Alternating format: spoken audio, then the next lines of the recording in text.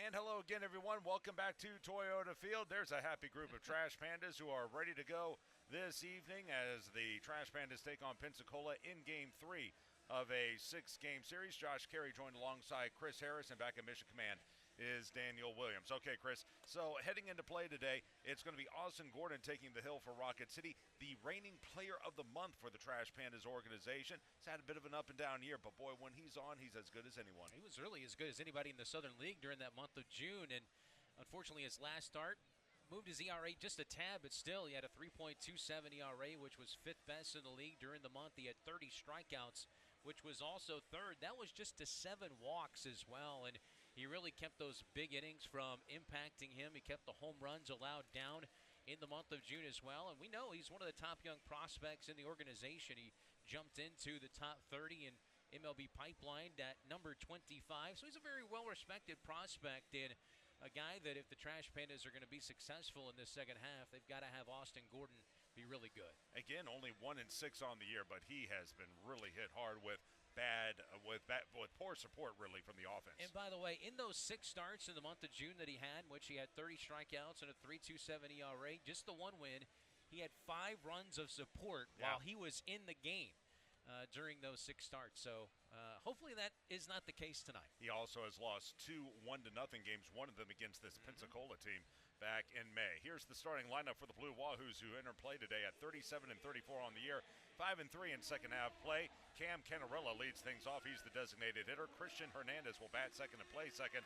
Juan Matthews in the 3 position at third. Fenwick Trimble will bat cleanup and play left. Brandon Compton in the 5 spot patrolling right field. He's 3 of 8 for the series. Ryan Ignafo back in there doing the catching, hitting 6. Brendan Jones will bat 7th and play center field. In the 8 position is Peyton Green. He's the shortstop, and hitting 9th is Dylan Hasso. He is over at first base. We're ready for tonight's national anthem. It's going to be Lottie Richards from Athens, Alabama, delivering the performance. Let's head down to the field for that. Please rise and remove your caps and join us as we honor our country with the national anthem.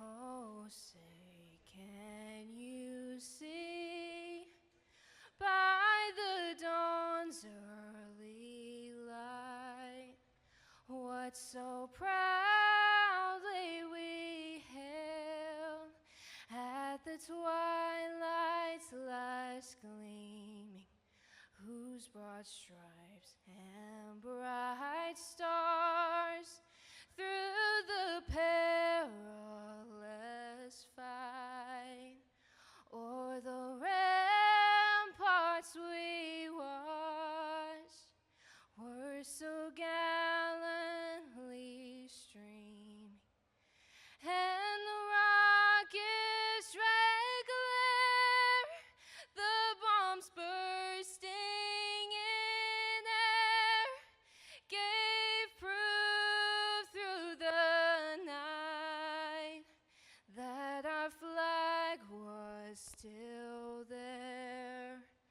Oh, say does that star-spangled banner yet wave?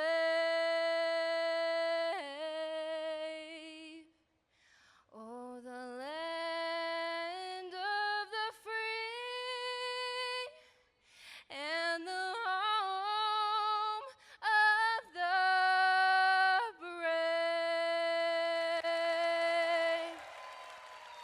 And again, Lottie Richards of Athens, Alabama. Lovely job on our national anthem. And we're ready to go again, Rocket City and Pensacola tonight. Here is the starting defense for Rocket City. Left to right, Thompson, Calabrese, and Flint. Third to first, Fontanelle, McCroskey, Nick Rodriguez, as well as Bartolero. Behind the plate, DeRazio, and on the hill again, Austin Gordon. And we just talked about him moments ago. 1-6, a 5.29 ERA. He struggled at times, but he's also been very good. He's also been the bearer of some bad luck this season, as he has delivered several sterling outings, just hasn't had the run support to back him up. Here is the umpiring crew for tonight. Behind the plate calling the balls and strikes is Dominic Romero. At first is crew chief Jack Wasson, and the third base umpire will be Jamal Allen. Rocket City in the cream-colored tops, cream-colored bottoms with the red pinstripes. These are the throwback uniforms, with Sprocket shooting through the trash can on the left lapel, small red numeral on the right lapel with black trim, large red numeral on the back with black trim as well.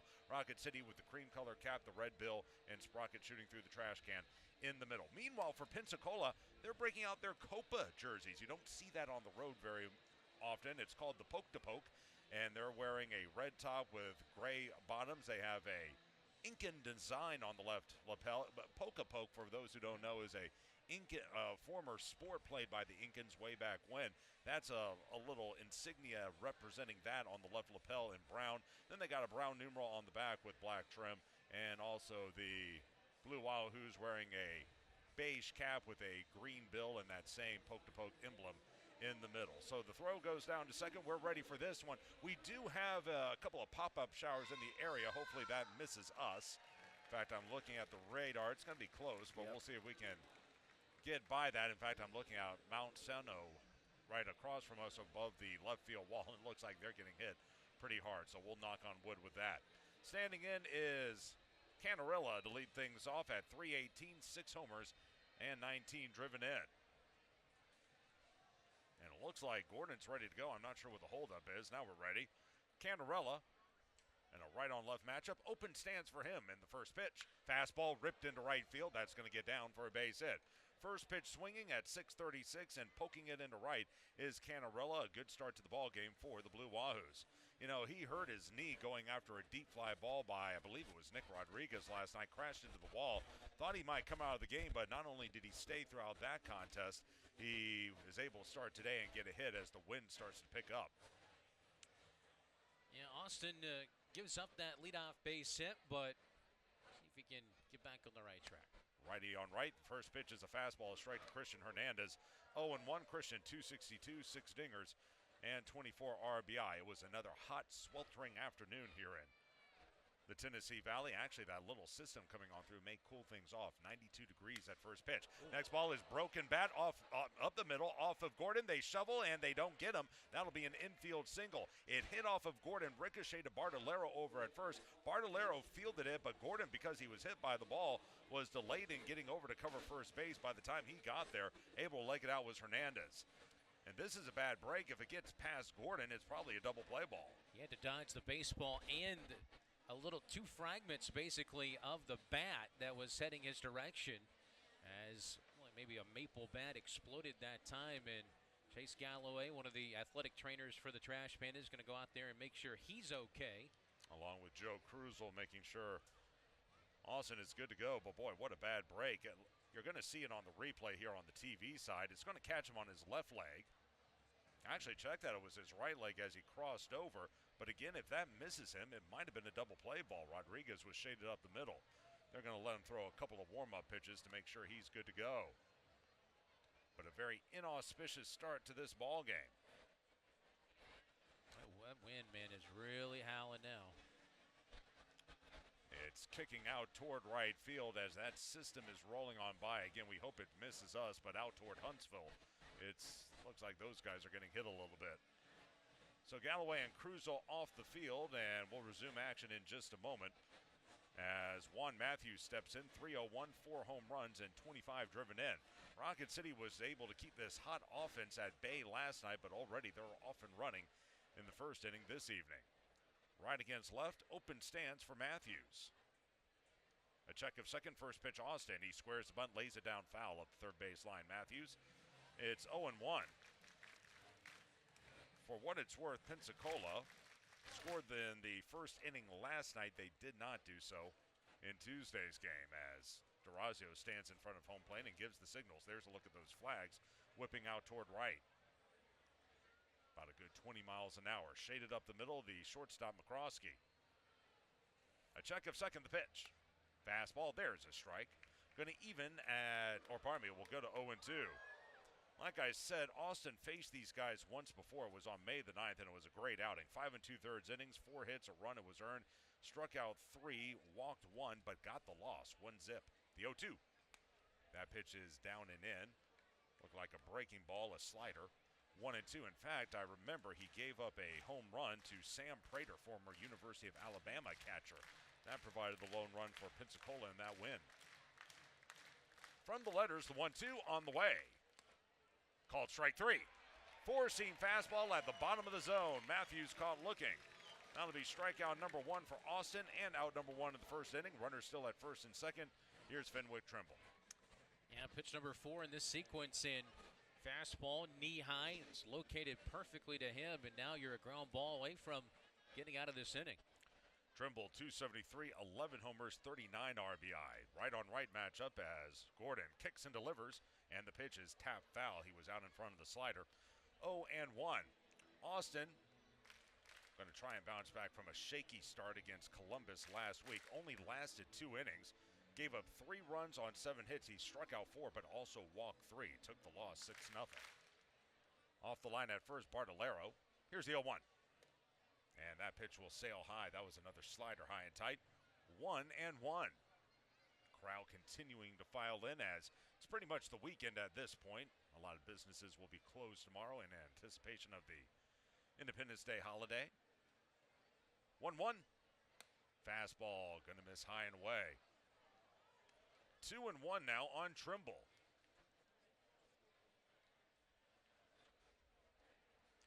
Shaded up the middle, the second baseman, Nick Rodriguez. Austin. Check second. Here's the 2-1. That missed high as well. Another slider. That slider is missing up, and you don't want to do that against this team. 3 balls and a strike. One thing that had Ryan Costu be very successful yesterday is he kind of worked behind. He started out with his off-speed pitches, that good changeup that was working for him. We've seen that a little bit from Gordon here, but Pensacola's been on it. Next pitch, fastball fouled straight back to the screen. Going to 3-2. I talked about the back-to-back 1-0 losses to Knoxville and Pensacola in early May, but there have been other cases where he has been terrific, Gordon I mean, and just hasn't gotten the results. 6 innings on the 3rd of June against Columbus, allowed 1 run, got a no decision in a 3-1 win as an example. Runner goes, 3-2, swung, pop foul, back our way. It'll land on the roof of Toyota Field and stay at 3 balls and 2 strikes. On the 9th at Chattanooga, 5 2/3, 1 run allowed there, got a no decision. Rocket City lost 5-3. Went 6 innings on the 20th against Montgomery in this ball yard, struck out a season-high 10 men, allowed a run on 3 hits, got a no decision. Rocket City won 7-1. 3-2, swung, sliced foul off to the right. Tried to beat him with a fastball, but Trimble was up to the task. Going to remain at 3-2, and it's just so funny. Every team has a guy who's like that, who no matter what he does, he just can't get any offensive support behind him. Or when he does, it's after he's departed the game. Payoff pitch due to the right-handed hitter. Check of second, 3-2. High and away, he missed with a fastball, ball 4. That was on the 7th pitch of the or actually the 8th pitch of the at-bat, and credit Trimble, he fouled off a couple of tough pitches. Canarella 2nd to 3rd, Hernandez 1st to 2nd. Trimble now on, and they're loaded up for Brandon Compton. Walk number 1, Compton, 375, a homer, and 2 driven in. He had 3 hits in his Double-A debut Tuesday, and then last night he went 0 for 3 with a strikeout. This is a right-on-left matchup. The set and delivery. Missing high with a slider, 1-0. Fans, Metro Diner fed the Trash Pandas front office today as part of its team feed program. Metro Diner, where the locals eat. They swing Compton around to the right, off the line at 3rd, Fontenelle, 1-0. Missed high again with another slider. It's 2-0. Everything is up. And again, with the wind blowing the way it is, you don't want to do that. And time is called as Tim Levesque going to go out there and have a word with Gordon, who's struggling a bit here in the first. He's already up 217 pitches. Trash Panda fans, if you want to continue following the Angels' top prospects and tomorrow's stars wherever you go, then be sure to download the Valley Sports Live app. It's hands down the best way to watch minor league baseball. Get every game at your fingertips all season long, plus real-time enhanced stats and an interactive bingo game you can play right along with every pitch. You can watch from your phone or your TV, and the best part, it's completely free. Just head to the App Store and download Valley Sports Live today. Meeting adjourned. Back to the first base dugout is Levesque. 2-0, and you know that Compton is going to see a pitch to hit as Pensacola tries to jump out early. The set again, the 2-0. Swung and lifted to deep left. Look out. Back goes Thompson. Track, wall, it's gone. A grand slam home run over the opposite field wall by Brandon Compton. It'll be his 2nd of the year, RBI 3, 4, 5, and 6, and Pensacola is out to a 4-0 lead. Well, another first inning home run, and unfortunately this one not a solo home run like the one yesterday. And what a start to his time in Double-A for the former Arizona State Sun Devil, as he's now 4 for 9, 2 homers, and 6 RBIs in his first 3 games. I don't know if he even caught that one flush with the wind blowing the way it was. As soon as he got it up into the jet stream, you knew it was all she wrote, and it was another high pitch. First offering is a strike to Ryan Ignafo, 0-1 to him. So Rocket City is going to have to climb out of a early hole. Now, let's go back and look at what happened earlier this inning as Ignafo, 272, a homer and 33 driven in. He'll take a pitch down and away, 1-1. The single by Canarella, that was legit. The Christian Hernandez single, that was a cheapie, and you just wonder what would have happened had the ball missed Gordon altogether. Here's the 1-1 on the way. Pitch is swung, skied into center, going back Calabrese, near the track, onto the track, makes an over-the-shoulder catch, and that'll be out number 2, but the wind almost pushed that one out of the yard. 2 away. Here's Brendan Jones, 224, 7 homers, 23 driven in as we look at the flyout again. But then after that, you strike out Matthews. But then a great at-bat by Trimble. You give up a walk. You go back to those at-bats by Hernandez and Trimble. Maybe you're talking about a very different inning. Jones waits right on left. First pitch, fastball, a strike on the inner half. It's 0-1.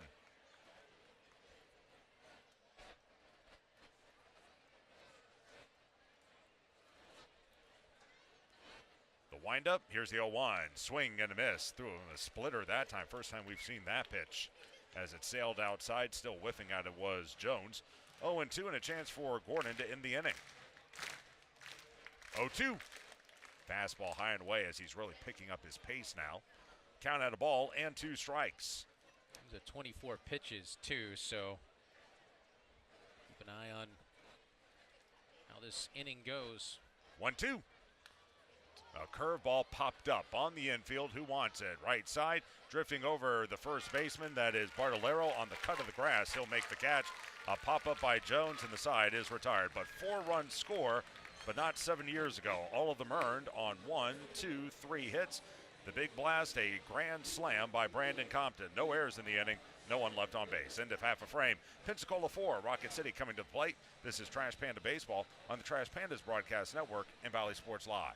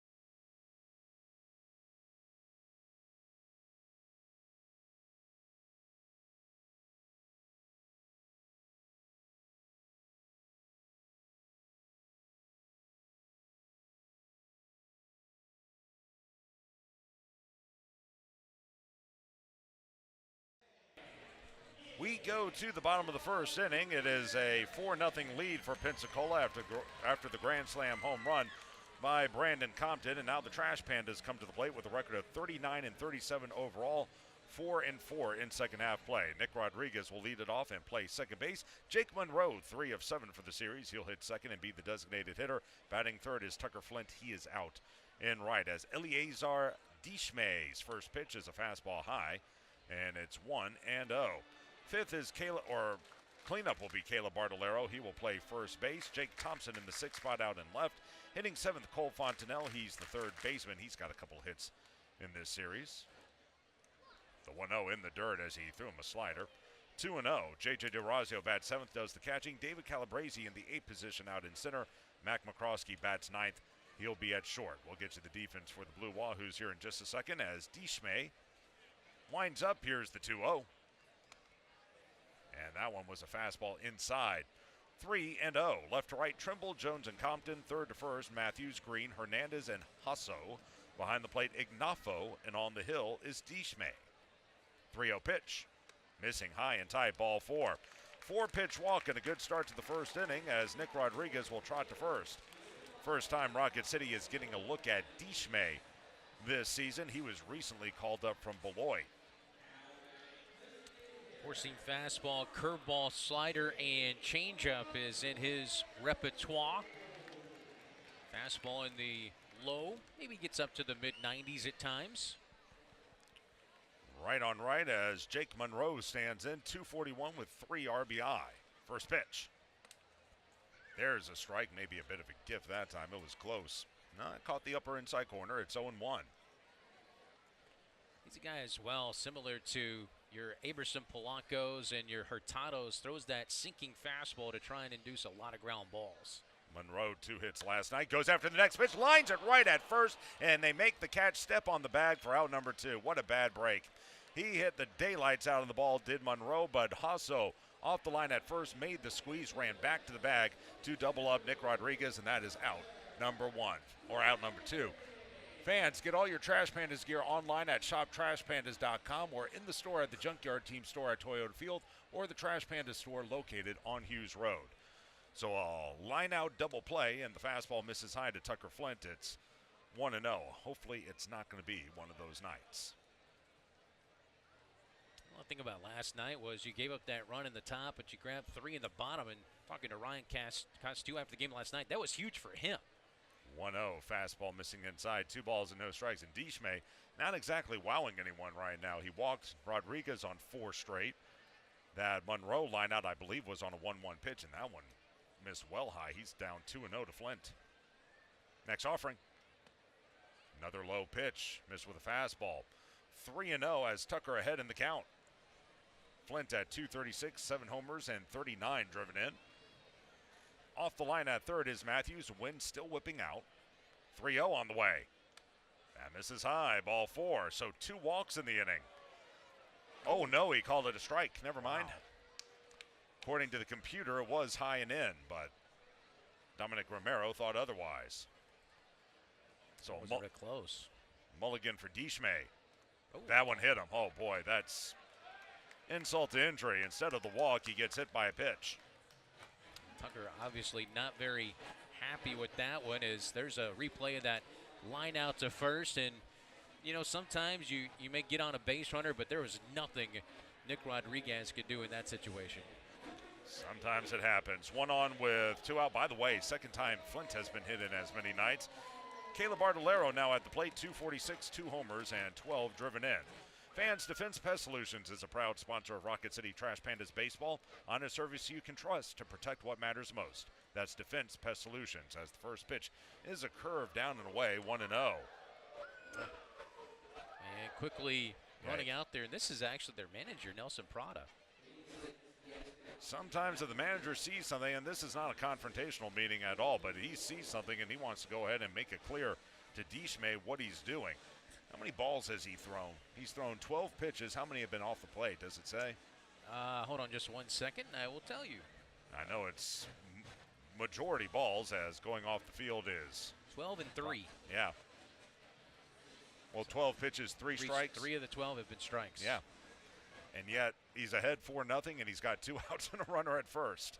Better be lucky than good sometimes. So it's 1-0 to Bartolero. Right against right. Next pitch. That one misses off the plate. That was a sinker that time. Well, to see him get a mistake pitch up in the zone and get it up in that draft out towards right center field where he likes to shoot the baseball. Here's the 2-0. There's a strike. Threw him a sinker on the lower outside corner. Now it's 2-1 on Bartolero. They play him straight away and deep in the outfield. Flint away at first, holding him aboard is Hasso. From the belt, Dishme. 2-1. That one just missed low that time. That was a sinker at 91, and he missed just off the plate. So we'll go to 3-1, and Bartolero should see a pitch to hit. Looming on deck is last night's offensive hero, Jake Thompson. Right on right. The set again. Here's the 3-1. Miss low, ball 4. So 2 walks, a hit by pitch. Flint will go to second. Bartolero now reaches first. And now you're 1 swing of the bat away from making this a 1-run ball game. Dishme last pitched on the 25th at Chattanooga. Actually, let's just say this, his last 2 outings have been dreadful. 8 1/3 innings combined, 11 earned runs on 11 hits over those 8 1/3 innings. He also walked 6 last week at Chattanooga, so he's slumping right now. Right on left for Thompson, who went 2 of 3 last night, and He'll take a first pitch strike. It's 0-1. Jake again, former Miami Marlins minor league farmhand. Released by the Fish at the end of last season, caught on to the Atlantic League's Lancaster Barnstormers right before this season, hit nearly 400, and the Angels came calling. Here's the 0-1 pitch. Floating curveball is going to miss outside. 1 ball and 1 strike. Deschme, it's 4-pitch pitcher, 4-seam fastball, a curve, a slider, and a changeup. I'm already looking at that Pensacola pen. I don't see anyone throwing, at least not yet. They wheel Thompson around to the right. From the belt, here's the 1-1. Missing low, another fastball. 2-1. Right now, he's all over the place. Waiting on deck is Cole Fontenelle.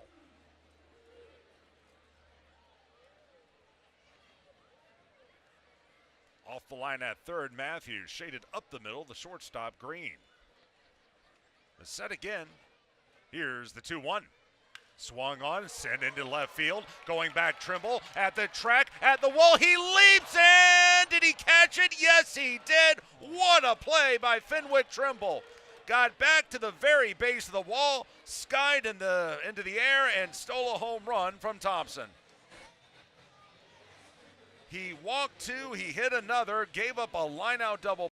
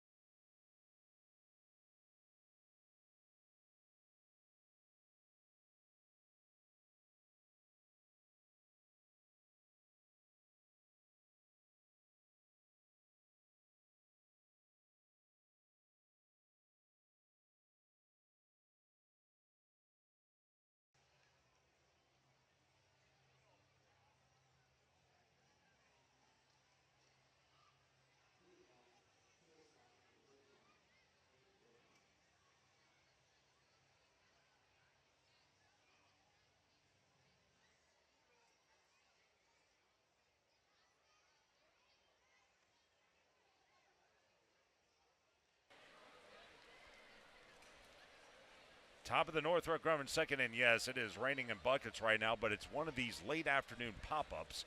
As the fastball is a strike, it goes to 1-1 on Peyton Green. You know they don't want to stop the game because once you do that, you have to pull the starters.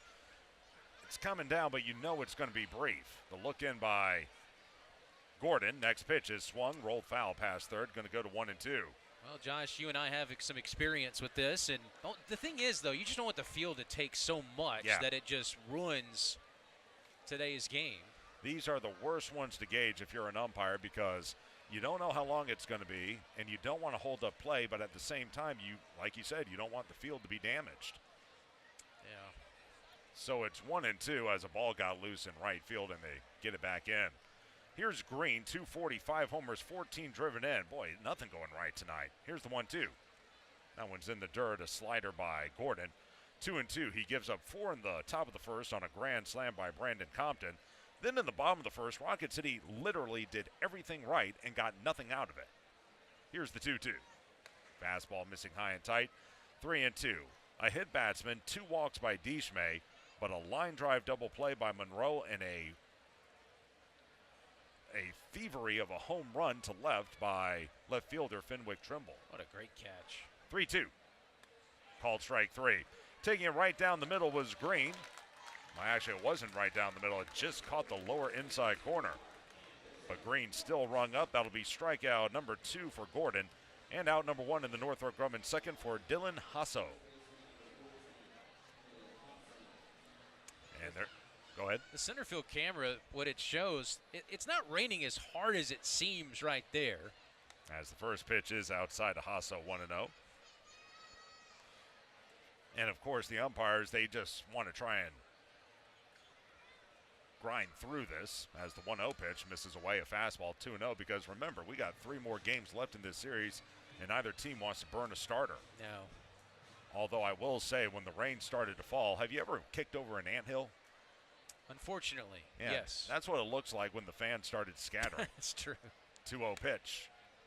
Another fastball, that one just off the plate, down and away. 3-0 as Gordon down in the count. 4-3-0 for Pensacola, all zeros for Rocket City. Next offering, there's a fastball, there's a strike. Taking it all the way was Hasso, 3-1. 193 with 3 dingers, 17 driven in. One of those home runs came on Tuesday, and now he'll call time. Hasso, I haven't really talked about him a whole lot. He's out of Mexico, involved in a trade with the Yankees earlier this year. Here's the 3-1 pitch. Missing away, ball 4 with a fastball. Second walk of the game by Gordon. And that'll put 1 on with 1 out, back to the top of the order. And Cam Canarella. Before he stands in, let's give our stations a chance to identify themselves. This is Trash Panda Baseball on the Trash Pandas Broadcast Network and Valley Sports Live.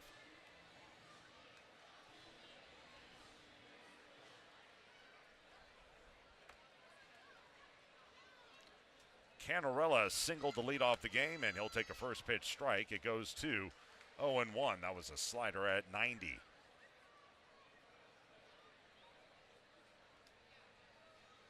Hasso away at first. He's 3 of 3 in the stolen base department. Next pitch in the dirt. Good backhand stop that time by DeRazio. Going to even at 1-1. Well, this is supposed to be one of our biggest weekends of the year. Not exactly off to a swimming start, but we do anticipate good crowds both tomorrow and Saturday. Hopefully you folks can make it on out if you're staying in North Alabama for the holiday weekend. Here's the 1-1. Did he go on the check swing? Yes, he did. Hasso can't believe it, but from up here it looked like he did. Dominic Romero rung him up. 1 ball and 2 strikes. And if anything, it's going to cool off the stadium a little bit. Right on left. From the letters, the 1-2 swung and hit foul to the screen. Boy, he was right on that pitch. Was Canarella. 1 ball and 2 strikes. That's kind of what happened last night, right? We had that late pop-up around 4 o'clock or so, and it really made it for a lovely evening as the rain begins to let up just a little. The look in, the 1-2, and he hit him. That was a breaking pitch that tailed down and in, and I think it caught Canarella on his left foot. So a walk to Hasso. He will move to second, and now a hit by pitch to Canarella. And now you got 2 on with 1 out as Christian Hernandez comes to the plate, and this is not trending in the right direction. It's Hernandez who got Castillo for that first inning home run last night. Right against right. From the letters goes Gordon, first pitch. Fastball away, 1-0. By the way, Hernandez quietly 3 of 9 for the series. He had the home run yesterday. That got overshadowed by Castillo's performance. So far, he's put together a pretty solid series. From the letters, pickoff attempt at second, and no, they didn't get him. As diving back in was Hasso. The throw a little high by Gordon as Nick Rodriguez came from his second base position to cover. If it's lower toward the bag, maybe they get him. They were working on some of those earlier today. That was a good move. Next pitch, Gordon. Fastball down and away, 2-0. Juan Matthews waits on deck.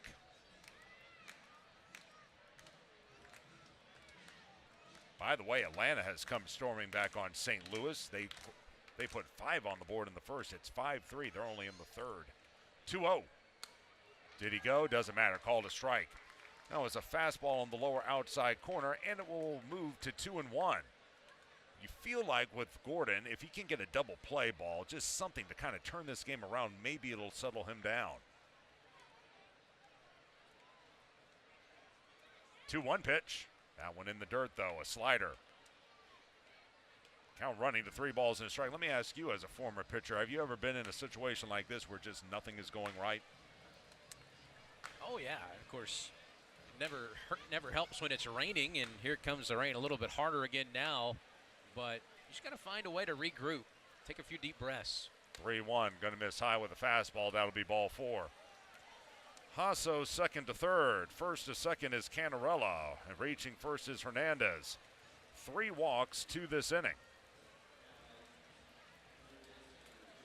So they're loaded up for Matthews, who was called out on strikes his first time. And like Chris said, the rain has picked up, and you just wonder how much longer they can go. You can see it's starting to puddle together around short. And now a time called, and Tim Levesque going to go out there, have a word with Gordon. This is a good time for Tim to do that, and it's almost like, it's kind of like turning your shower on and like turning it on and off. And just, woof, woof. That's kind of, and you know what? They're going to pull them. That's going to do it. I don't mind this. You just don't want this field to get ruined. You're starting, like you said, to see it puddle up out there on the field. And the umpires did this right. They were trying. Oh, and Joe Krusel out there giving it to the first base umpire, Jack Wasson. Wasson is the crew chief. I think he's upset they didn't pull it earlier, to be honest with you. That, and I think frankly, they didn't want the inning to even start. That's just speculation on my part. And also getting involved is Jamal Allen and Dominic Romero. But we are going to go ahead and go into a delay, and that'll effectively end the night for, I got to think, both starting pitchers. But I really thought the umpires did it right. Usually a storm like this, you think it's going to pop up and leave. That's what they were hoping for. It just didn't quite dissipate, and we are now stuck in a rain delay as our front office right now is in the process of covering the field.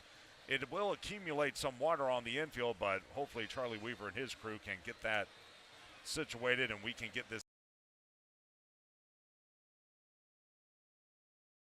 out of Belfair, Washington, which is a suburb of Seattle, and he pitched at the University of Washington. He'll complete his warm-up pitches. He spent a lot of time in the Nationals organization and reached as high as AAA Rochester. And to be noted, he's made 6 starts this year, so he's not a stranger to starting with Tri-City 5 and 1, a 3.13 ERA. So, 50 pitches or so you got from him. And the big question is, how many outs can he get? So bases loaded with 1 out, as standing in will be Juan Matthews. He struck out looking his first time up. Playing off the line at first will be Barlatero, as leading away at first as well is Christian Hernandez. Left against right. Knowles, high leg kick, and his first pitch is a check swing. Did he go? They don't appeal. And it's 1-0. That's a slider. So we're back underway, and the first pitch was actually at 8:51, so an hour and 43-minute weather delay. Left on right. From the letters, a check of second. Here's the 1-0 pitch. Fastball swung and fouled straight back to the screen. Good cut that time by Matthews. And it will even at a ball and a strike.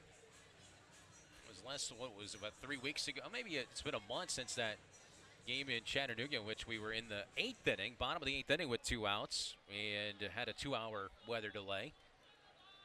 1-1 by Knowles. That one in the dirt as he fired a slider. 2 balls and 1 strike by the left-hander. Well, the game was wild because we had the 2-hour rain delay, and then unfortunately Chattanooga got that 3-run home run and won 4-3. And it took about, 10 minutes? Yeah. 8 minutes, actually, to be exact. Here's the 2-1. There's a strike. Fired a slider that just nipped the upper outside corner.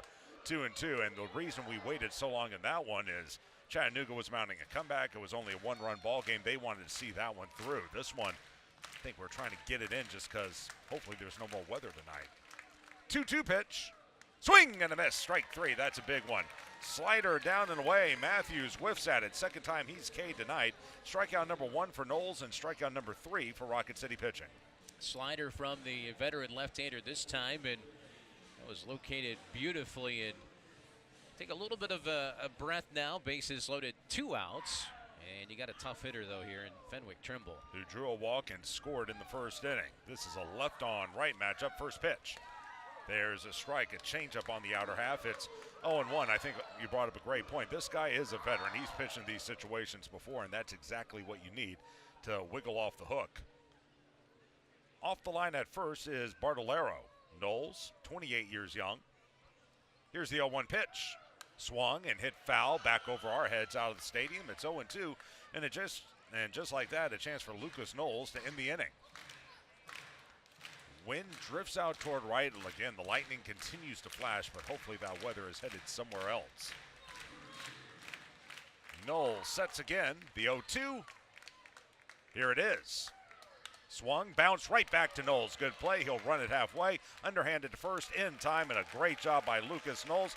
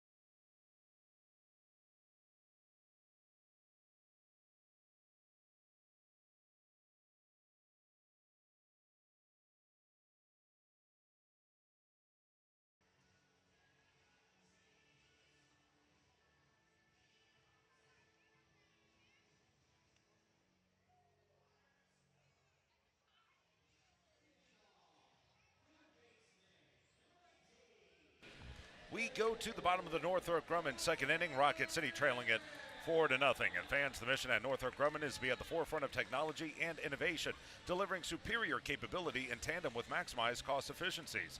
The security solutions they provide help secure freedoms for our nation as well as those of our allies. Due up for Rocket City, Cole Fontanelle, J.J. DeRazio, and David Calabrese, the 6, 7, and 8 hitters, against Nigel Belgrave, who takes over. Right on left in the first pitch, a broken bat flare into left field. That's going to sink down for a hit. Inside-out swing by Fontanelle, who collects his third hit of the series at the sacrifice of a war stick.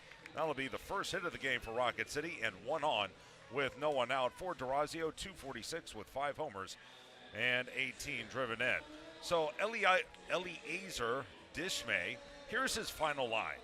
1 shutout inning, no hits, 2 walks. He hit a batter. He struck no one out. He threw 20 pitches, only 6 of them for strikes. And yet, he gives up no runs. What a strange game. Right on right as the first pitch is a slider that hits the outside corner. 0-1. Rocket City has seen Belgrave several times over the last couple of seasons. This guy has a wicked changeup. He'll look over at first. This is a right on right matchup. Belgrave with the 0-1.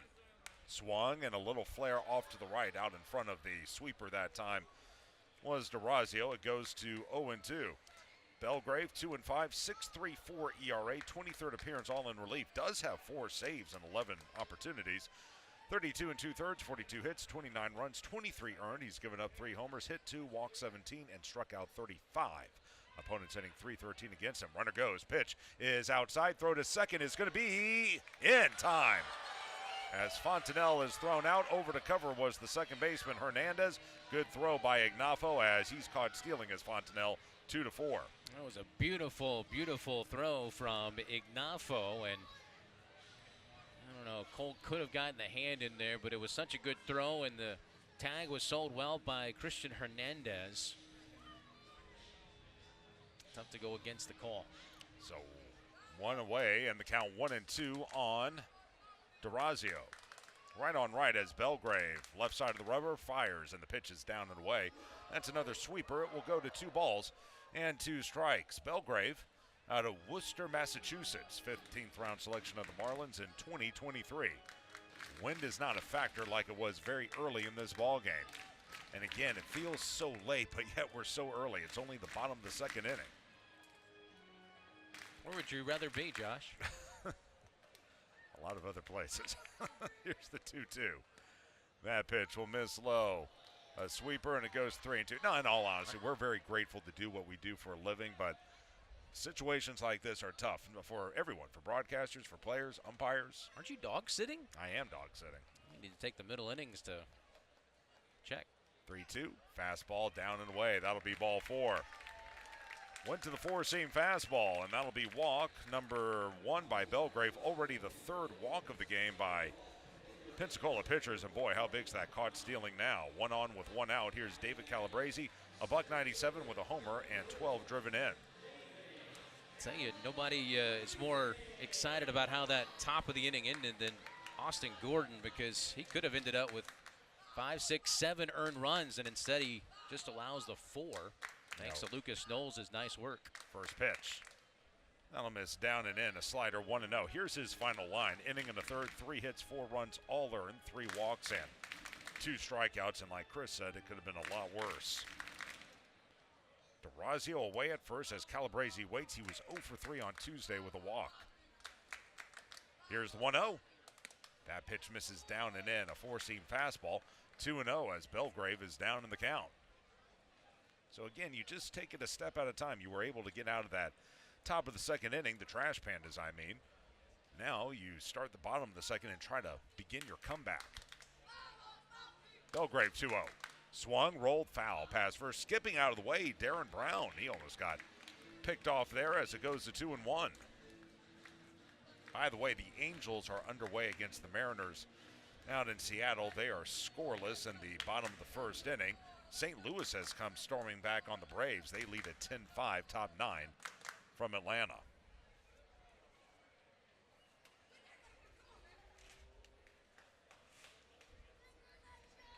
Calabrese ready as they pick up the loose baseball. Belgrave at the belt. Here's the 2-1. Squaring to bunt is Calabrese. Called the strike, and yeah, it was a sweeper. Caught the very bottom shelf of the zone, and it evens at 2 balls and 2 strikes. Remember, Josh, too, this is a team that, looking at their numbers in June, they had an ERA in June over 5. Even though they were 15-10, they just scored a ton of runs. So this is a team that's going to give up some runs. You're still in this game. The 2-2 is lined down into center field. That's going to get down for a hit at second, DeRazio. And the ball is booted. It gets behind him. It's going to roll toward the wall. DeRazio will score. Calabrese racing for 3rd. The relay there is going to be late. And now that throw gets away. Belgrave backs it up. It'll be a single and a fielding error. A run will score, and it's 4-1. That ball sunk down Jones. I don't know what happened out there, if he tried to play it on a bounce or if it got under his glove. It got past him. And I wonder if the wet grass had maybe something to do with it as well. Let's see if it kind of skids. I mean, it could have, but he just missed it. That'll be an E8. So a gift for Rocket City. No RBI for Calabrese. He'll get a single and then the 2-base error. DeRazio again comes around from 1st. And now you got a runner at 3rd. They're going to leave the infield back with 1 out, and again a 4-1 ball game. Right on right, first pitch. Swung, hit foul to the screen by McCroskey. It's 0-1. Let's quickly give our stations a chance to identify themselves. This is Trash Panda Baseball on the Trash Pandas Broadcast Network and Valley Sports Live.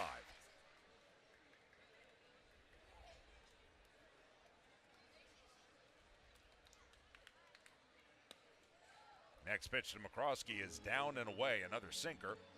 It will even at a ball and a strike. So it's now 4-3-1 for Pensacola, 1-2-0 for the Trash Pandas. McCroskey takes a moment, now he stands back in. Right against right. We're getting some early fireworks thanks to those lightning flashes. Next pitch is swung and again hit foul to the screen. Another sweeper that time. He chased one out of the zone. 1-2 on Mack. I think some of that's just that summer lightning that you get, you know. Again, it has been, for those of you out of the area who are listening or watching, it has been brutally hot the last 3 or 4 days, and I think this is an accumulation of all of that.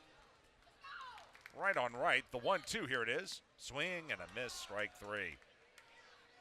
Went after the sweeper, that one tailed away, and Matt couldn't do anything with it, and we've had it a couple of times this week where you've had a runner at third, less than 2 outs, Rocket City unable to get the runner in. Let's see if Nick Rodriguez can pick up Mac. That'll be strikeout number 1 for Belgrave, and that's the first K of the game for Pensacola. Right on left against Rodriguez. First pitch to Nick. Down and in. He almost hit him with a slider. 1-0.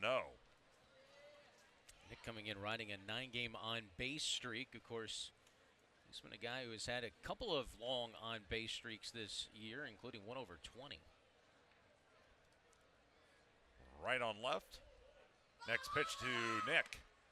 There's a strike as he fired another sweeper. He is going sweeper heavy in this outing. Even at a ball and a strike. Belgrave faced Rocket City on May the 5th.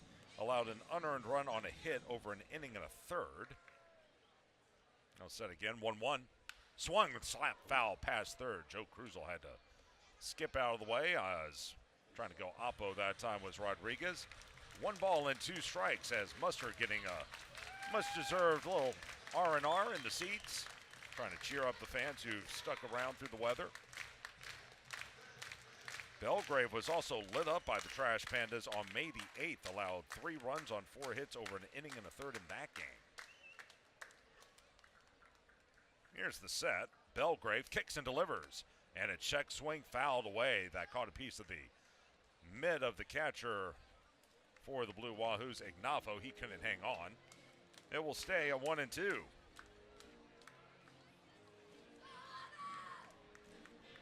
they're going to give Ignafo a little chance to recover here as he took that ricochet. Again, Rodriguez walked to lead off the first inning. Then he was doubled off on a line drive to the first baseman, Hasso. That was off the bat of Jake Monroe. By the way, out of the lineup tonight for Rocket City is Rowdy Rodriguez. It's a scheduled night off, so hopefully we'll see him back in there tomorrow. Here's the set. The 1-2. Swung on, looped out into left field, and that's going to get down for a base hit. An RBI for Nick Rodriguez. In from third is David Calabrese. It's 4-2. And a way to pick up your teammate. That was a good pitch. Another sweeper inside, but able to inside out it was Rodriguez into left field. He'll drive in his 33rd run of the season, and the lead has been cut in half. It's a sweeper from Belgrade, and yeah, obviously didn't get the barrel on it that time, but enough, and a good 2-strike swing that time. He wasn't trying to certainly hit a homer or drive one to the gap, but just put it in play. Toby Nagel going to talk things over with Belgrave, who's been touched up for 2 runs. Right now, that second run is unearned. Fans at Afix, we're the Tennessee Valley's premier commercial grounds experts. From routine maintenance to full landscape design build, irrigation, hardscapes, and sodding, we handle it all. Find out more at afix.com. Tell you what, those folks at Afix, boy, they're probably a little worn out this week due to the weather. Right against right, here's Jake Monroe with a runner at first and 2 away. He lined into that double play back in the first. Right against right, first pitch. Swing and a miss as he fired a sweeper away. It's 0-1 on the right-handed hitter.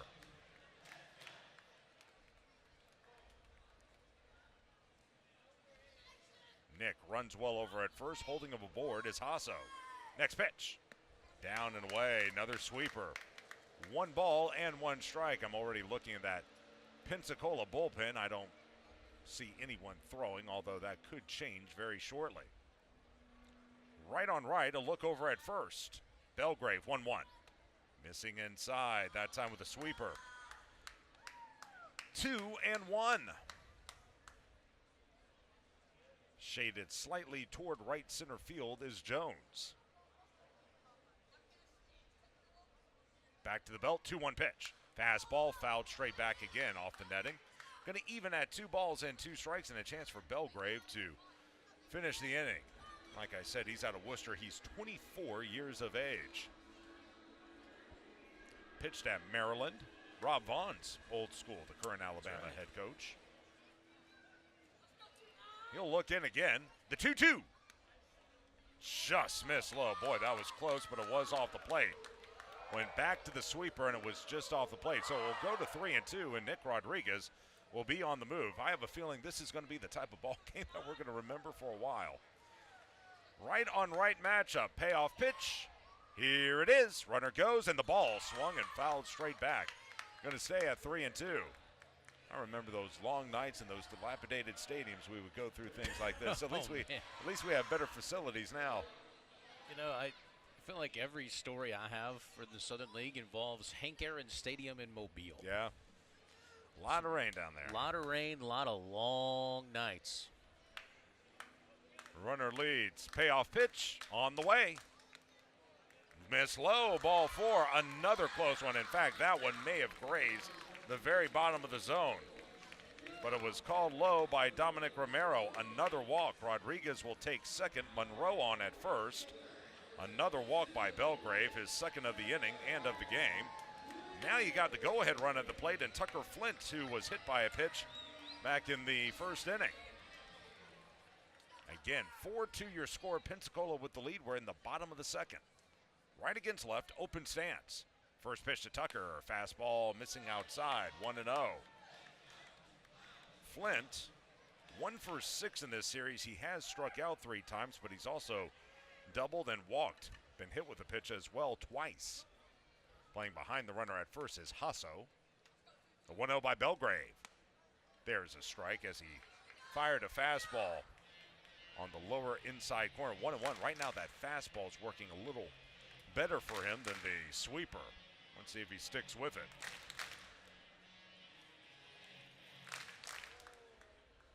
A little ooh and ah as another flash of lightning goes off above us. Next pitch is hit on the ground to second. Moving to his left is Hernandez. He'll flip to first in time to end the inning as jammed on that pitch.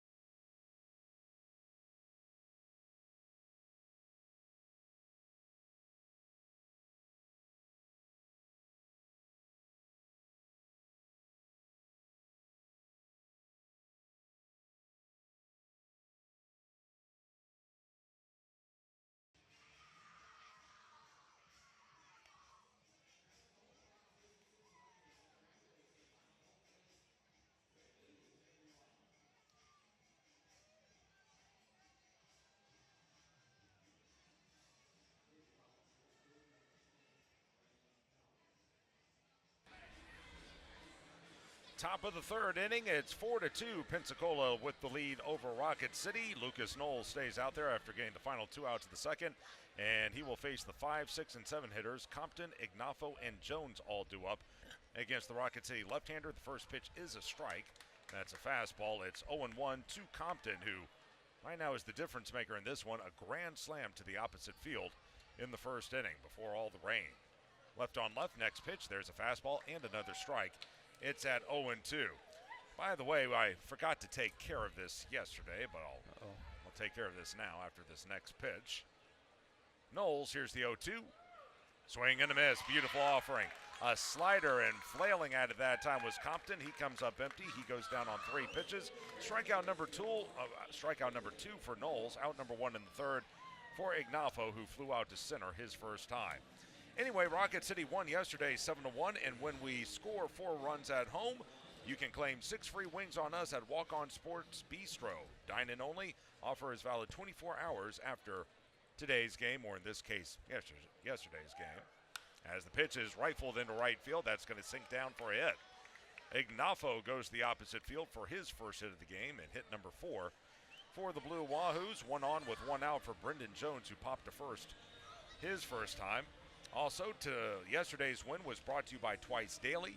Twice Daily Rewards members get a $1 slice off of pizza the following day. Limit 1 per loyalty account. Well, the game ended at 9:04 last night, so it's 24 hours and 9 minutes now. I want to make sure they get their sponsorship taken care of.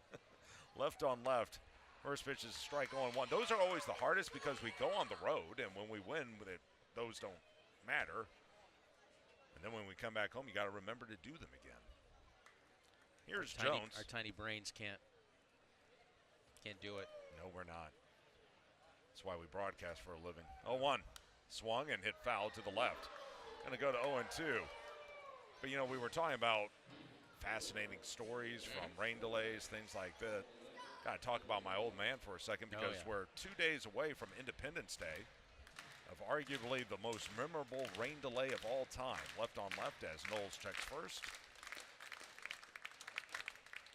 The 0-2. Swung, a looping liner out of second, making the catch Rodriguez. He looks back to first, and Ignafo is back. He jammed him on that pitch, a change-up high and in, and hitting it off the fist was Jones, and Rodriguez drifted back to the cut of the grass, made the squeeze. And 2 away for Peyton Green. He was called out on strikes his first time. Anyway, Dad was one of the broadcasters behind the mic for the famous July 4th, 5th game between Atlanta and New York, the Mets, at Fulton County Stadium. As first pitch, there's a strike. It's 0-1. That ball game lasted until about 4 o'clock in the morning. Rick Camp, the relief pitcher for Atlanta, hit a game-tying solo homer with 2 outs and no one on base in the bottom of the 18th to retie the game. There were 2 rain delays. Here's the 0-1. Fastball, there's a strike, 0-2. When the game ended, they shot off the fireworks at Fulton County, and the surrounding neighborhood thought the city was under attack because it was July 5th. They didn't expect any more fireworks. And when my dad got home about 6 a.m. that morning, it said it was the first time he got home at that hour with a clear conscience. 0-2 to Green. Oh, Skip, man. Legend. Sidestep delivery, swing and a miss, a high fastball. Coming up empty is Peyton Green. Second time he has caged. Strikeout number 3 for Knowles, who's done a bang-up job.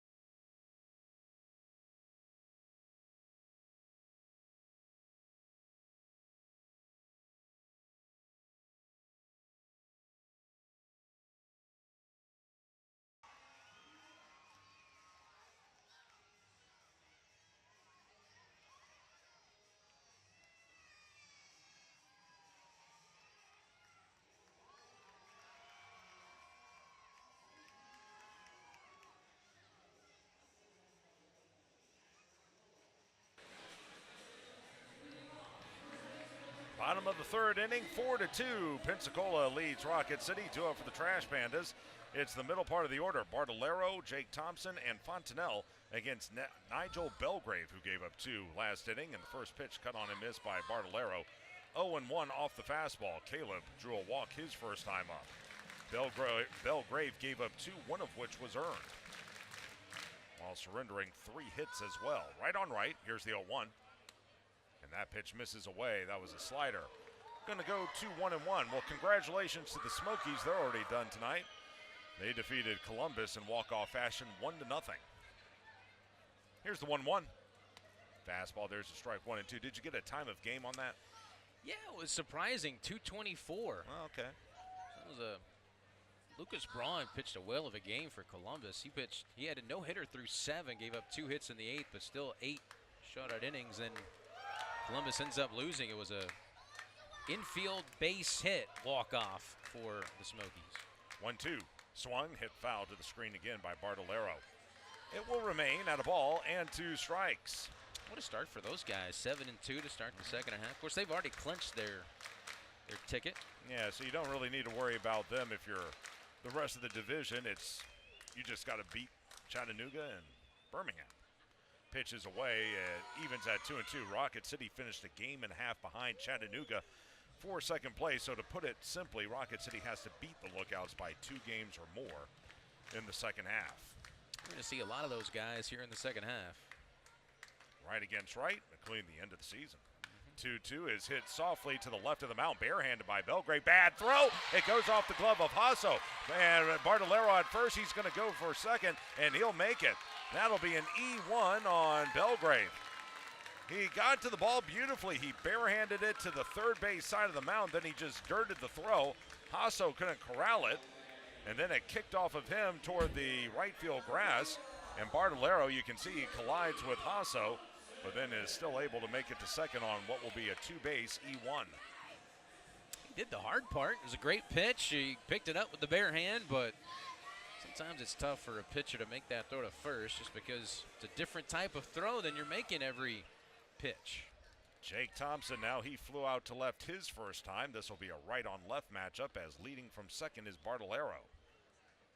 First pitch, here it is. And the fastball is a strike. And it will go to 0-1 on Thompson, who was robbed of a 3-run homer his first time up. He went opposite field, and Fenwick Trimble got back to the base of the wall, leapt, and picked the ball out of the sky. That ended the first inning. Check of second. Here's the 0-1 pitch. Swung and hit foul straight back. Going to go to 0-2. I tell you what, life comes at you fast. At this time, about 10 days ago, Thompson was playing indie ball. Angels signed him. He goes out to Arizona for a few days, and now here he is in a Rocket City uniform facing his old team. Look back of second. The 0-2, here it is. Called strike 3. That was a sweeper on the outside corner. Thompson K'd by his former teammate, Nigel Belgrave. Strikeout number 2 for Belgrave. Strikeout number 2 for Pensacola pitchers. 1 out runner at second. Here is Cole Fontenelle. And fans, Dinosaur Weekend begins at Toyota Field. Come enjoy interactive dinosaur displays and hands-on dino activities throughout the ballpark, bringing prehistoric fun to Trash Pandas baseball for fans of all ages. First pitch is cut on and missed. Tip into the mid of Vignafo, 0-1. What song is that? Jurassic Park theme. Dun, dun, dun, dun, dun, dun, dun, dun, dun, dun. John Williams, Steven Spielberg. Yay. There's the 0-1. Swung and fouled to the screen. 0-2. What was your favorite movie? My favorite movie of all time is The Shawshank Redemption. What's yours? Oof. You know, I have different categories. You have to go with sports. We talking drama. We talking action. We talking just all time. The Natural. I need to culture you. Leading at second, Bartolero. I would say Fight Club, but I don't know.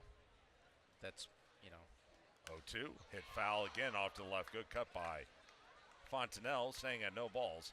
And 2 strikes. That's not even close to the best baseball movie. I like The Natural. Well, you're wrong. Of course, Field of Dreams. For Love of the Game is right up there for me as well. Kevin Costner.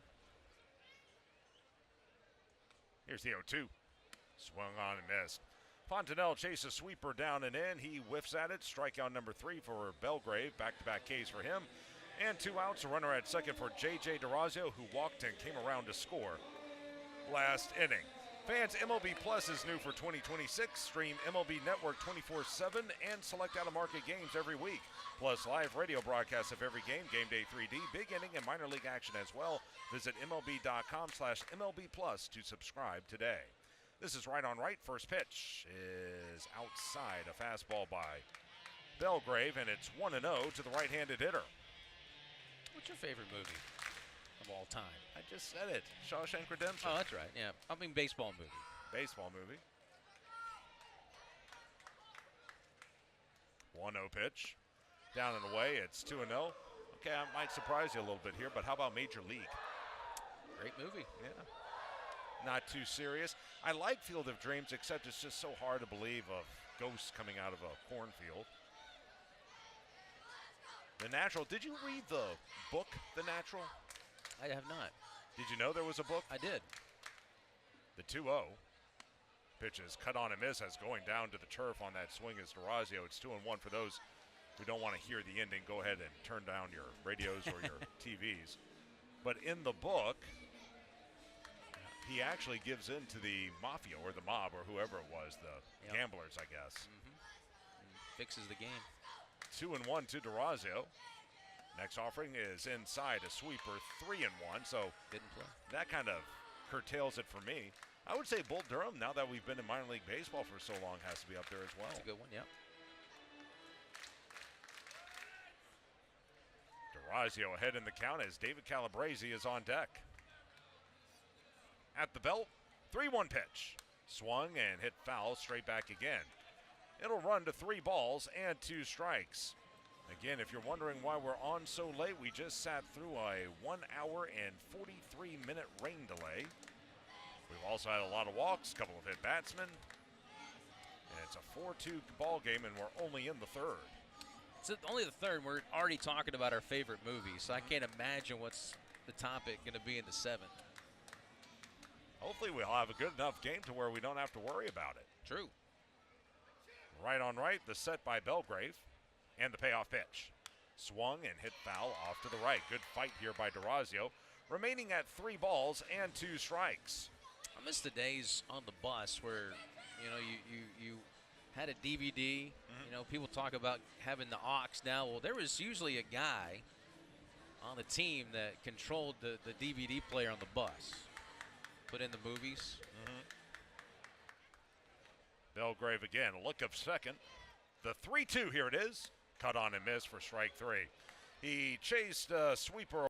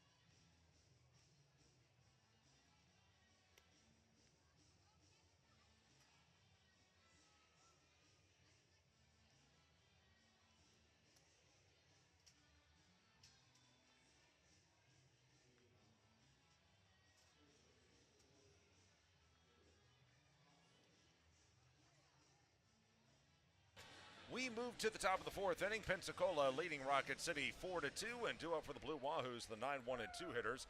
Hasso, Canarella, and Hernandez all due up against Lucas Knowles.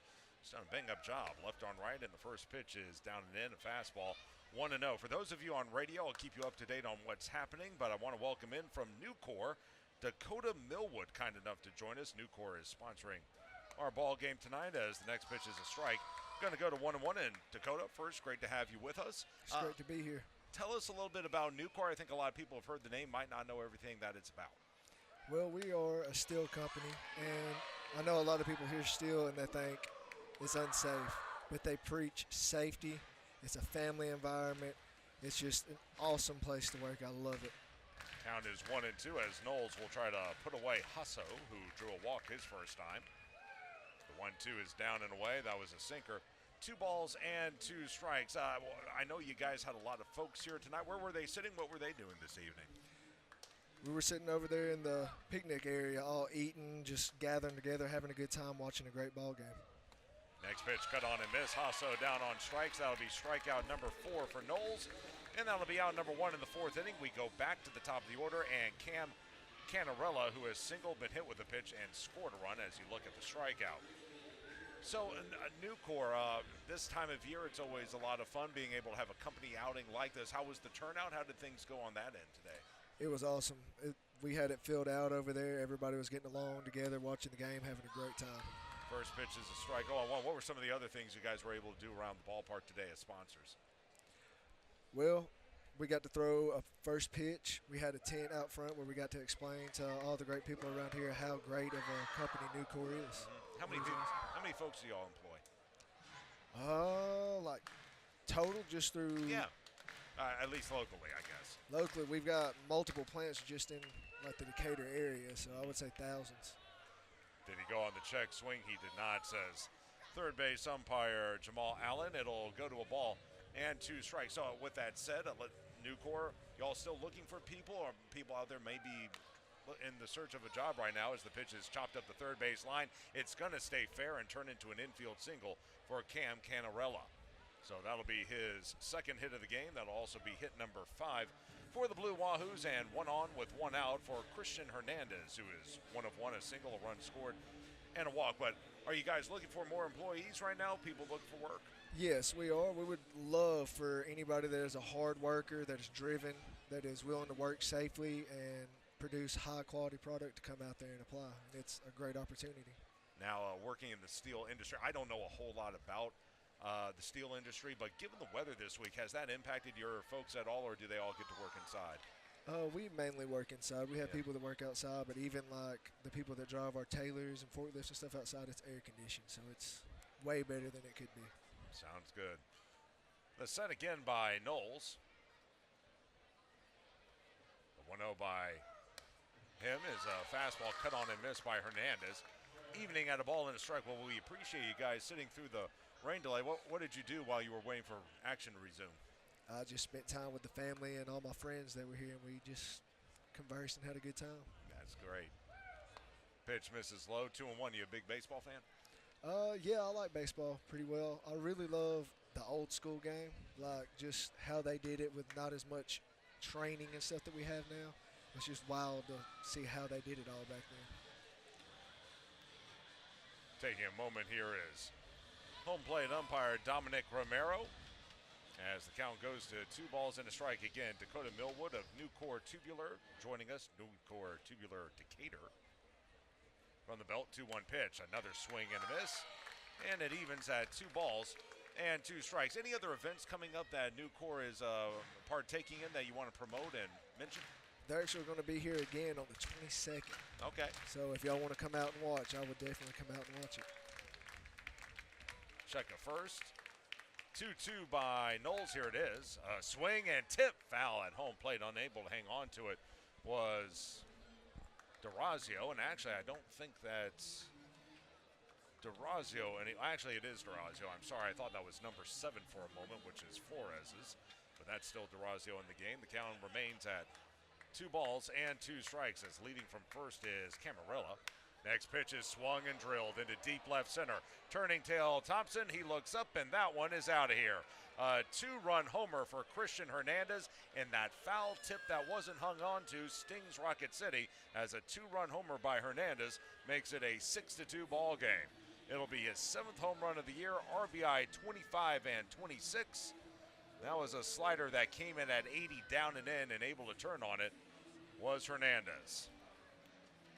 And that stings as the Blue Wahoos get those 2 runs right back. And you could make a claim that the grand slam by Compton in the first, that the wind held that one. There was no wind. That one was earned. And he hit it to one of the deepest parts of the ballpark. So 6-2 your score. Here is Juan Matthews, and he goes after the first pitch, pops it up right side. In is the first baseman, Bartolero. He struggles for a moment, but makes the catch in fair territory. And that's the second out of the 4th inning. Did you play baseball growing up? I did a little youth league myself. I wasn't the best. I did not have a great arm. Yeah. As you take a look at the pop-up. And Bartolero sticks with it. Here's Fenwick Trimble, a walk, a run scored, and a comebacker to the mound. This will be a left-on-right matchup. First pitch will miss high. 1-0 on the right-handed hitter. So other than baseball, any other sports you're into? I played football, and I did cross-country and powerlifting. Cool. What's your favorite football team as the next offering? Is it Alabama, obviously. That's the team you got to go for. Yeah, what do you think their chances are this year? I think they have a pretty good chance. I think they'll be one of the top 5 again.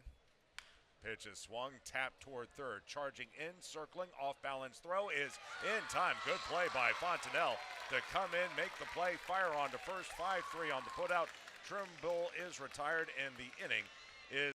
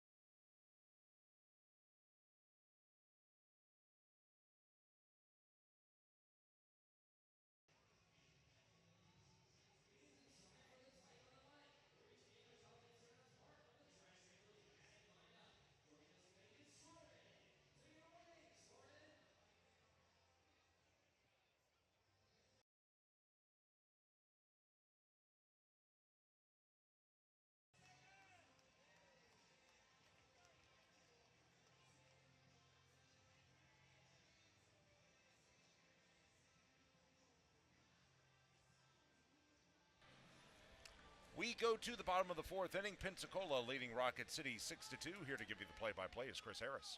Thanks, Josh.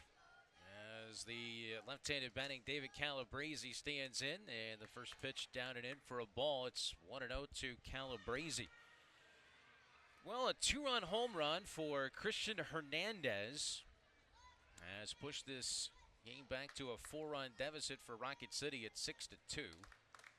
By the way, it's the 11th home run as there's a line drive base hit to left field by Calabrese. Hits it out the end of the bat. Drops in, and there's Calabrese's second hit of the ball game. So it'll be the 8-9-1 batters, Calabrese, McCroskey, then back to the top of the lineup, and Nick Rodriguez. Going back to Sunday, Rocket City's given up 11 home runs. That was 4 on Sunday, 4 on Tuesday, 1 last night, and then 2 so far here tonight, which included that grand slam by Compton in the first inning. Here's a ball bunted down the first base line. He pushed it. Tough play at first base. The flip from the first baseman. Not in time. Covering the bag was Belgrave, but the flip from Hasso was late. And bunting for a base hit is Matt McCroskey. Pushed it to the right side of the infield. Forced the first baseman to field it, and that's always difficult.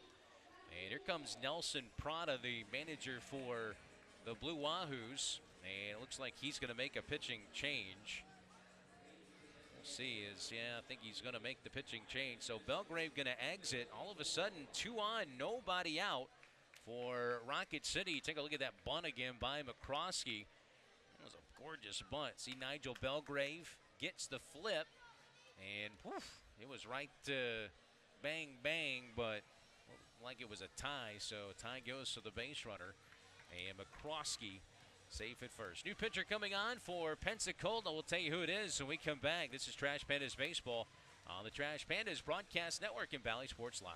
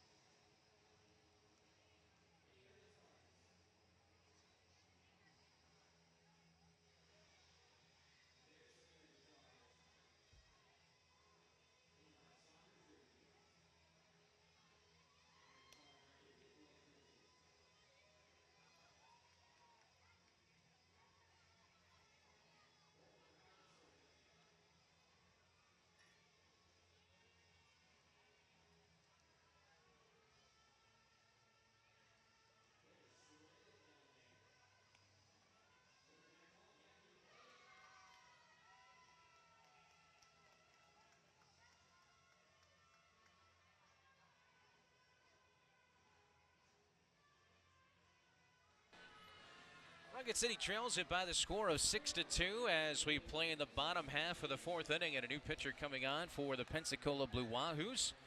It is right-hander Levan Reynoso as he takes over, the 3rd pitcher used tonight by Pensacola.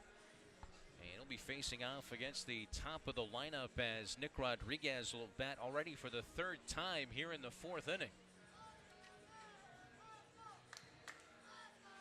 So Reynoso, his first appearance in the series, 6'1", 225-pound right-hander. He's 27 years old. And hails from Patterson, New Jersey, as we've got a balk. So runners are going to move up 90 feet to third base, Calabrese, to second base, Matt McCroskey. And all of a sudden now, you got 2 in scoring position. Even though it is 19 minutes until 10 o'clock, we're just in the 4th inning. Lots of baseball to be played as the offering is outside for a ball from Reynoso. And it's 1-0 to Rodriguez. The first pitch didn't count. Reynoso comes in no record in his 22 appearances. He has a 4.61 earned run average. As, boy, Rodriguez was right on that pitch, but he fouls it straight back, and the count evens up. 27 1/3 innings for Reynoso. 14 earned runs allowed. He's given up 4 home runs. He's hit 6 batters, 16 walks, and 29 strikeouts for him. Rodriguez has walked and also has an RBI single. Looking to add another here, the 1-1 pitch. It's taken... was right there on the outside corner, but he got the friendly call. And the count goes to 2 balls and a strike. Calabrese at third, McCroskey at second. Offering taken low, snapped it down to third base by Ignafa, who's never scared to throw to the bags. Back in safely over there at third goes Calabrese. 3 balls and a strike here on Nick. On deck is Jake Monroe. Trash Pandas have already been the beneficiaries of 4 walks. 3-1 pitch, swing and a miss that time. With a sinking fastball at 96 miles an hour. A big swing there by Nick, but comes up empty. And the count goes full now, 3-2. Third baseman Matthews is playing even with the bag and kind of on the grass over there at third base. First baseman in as well as he fouls back the next off the netting. Count remains at 3-2. Nick has been on base now in 10 consecutive games. Average coming in was at 262. He leads the league. He picked up his league-leading 20th double in last night's game. And the 3-2 once again. Swing and a foul tip held on to by the catcher Ignafo. And down on strikes goes Nick Rodriguez. Well, fans, Trash Pandas Rewards is brand new here in 2026. Download the Trash Pandas Rewards app where you can become a member to earn points throughout the season for exclusive prizes. Scan the QR code and download the app and sign up now. Just search in the App Store, whether it's Google Play or the iTunes. Here's a line drive towards center field. Going back with room is Jones. He'll make the catch. Tagging at third base, Calabrese. And he's going to score to get one of those runs back on the sacrifice fly by Monroe.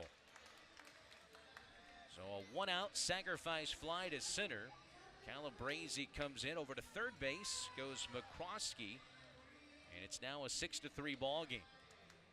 So 2 outs now, a runner at third base, and Tucker Flint is the batter.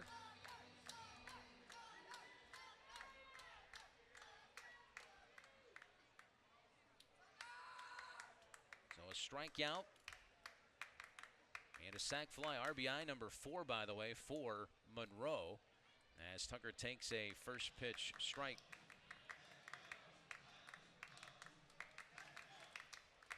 He was hit by a pitch back in the first inning, grounded out in the second. Flint's been on base in 9 of his last 11. The 0-1, swing and a drive towards a gap in right center field, but moving over and making the catch is Jones as he tracks.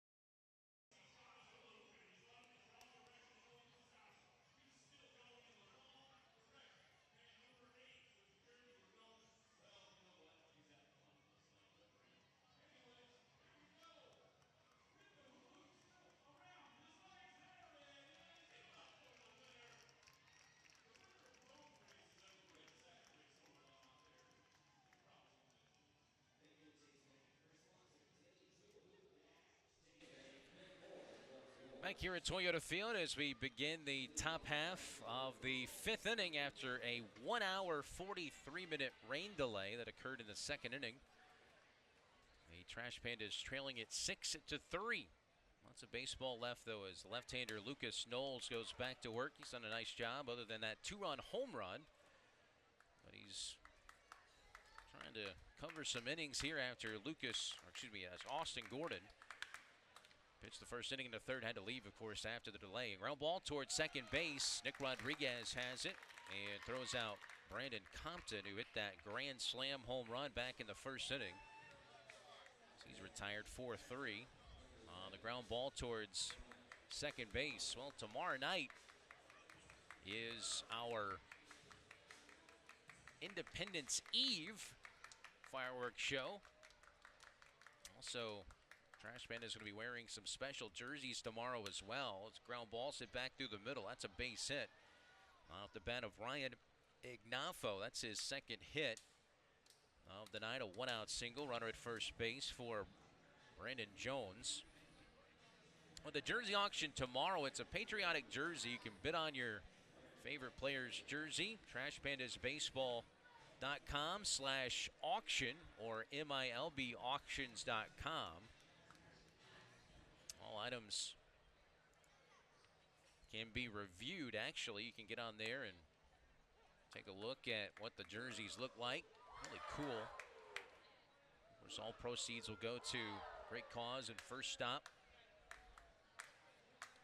You just need a MILB account. It'll be all online tomorrow, that sale. So even if you're coming to the game, you'll still need to bid online.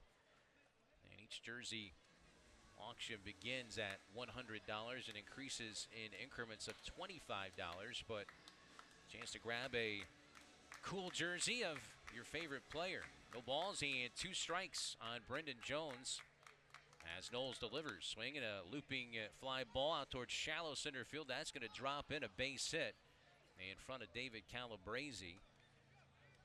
It's a tough 0-2 base hit allowed by Knowles. As credit Jones, he just stuck the bat out there and got enough on it to sneak into center field for a base hit.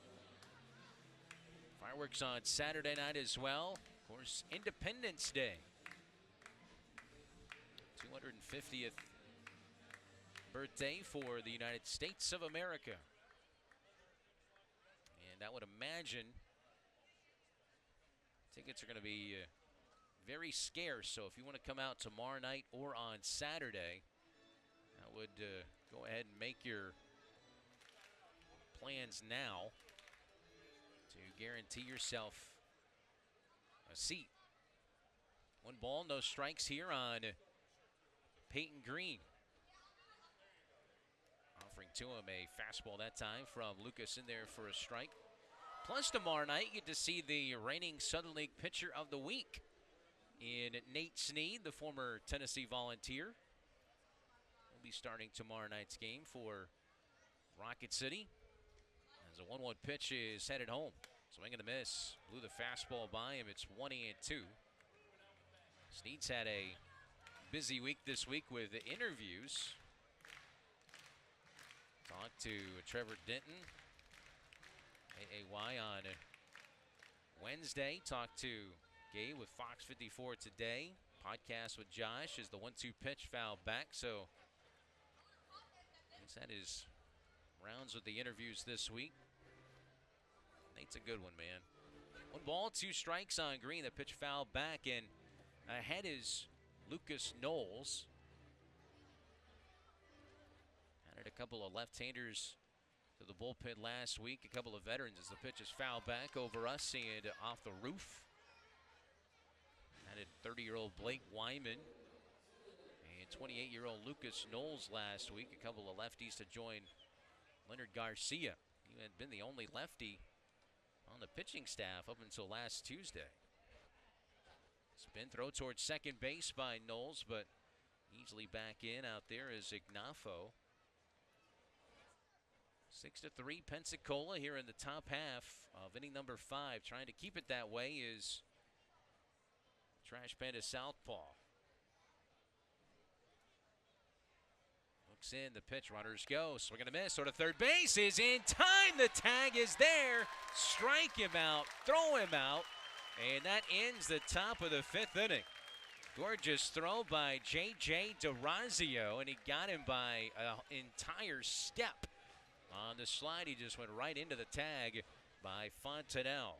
Strike him out, throw him out, sends us to the bottom of the 5th inning, halfway home. It's still the Blue Wahoos, though, on top, 6-3.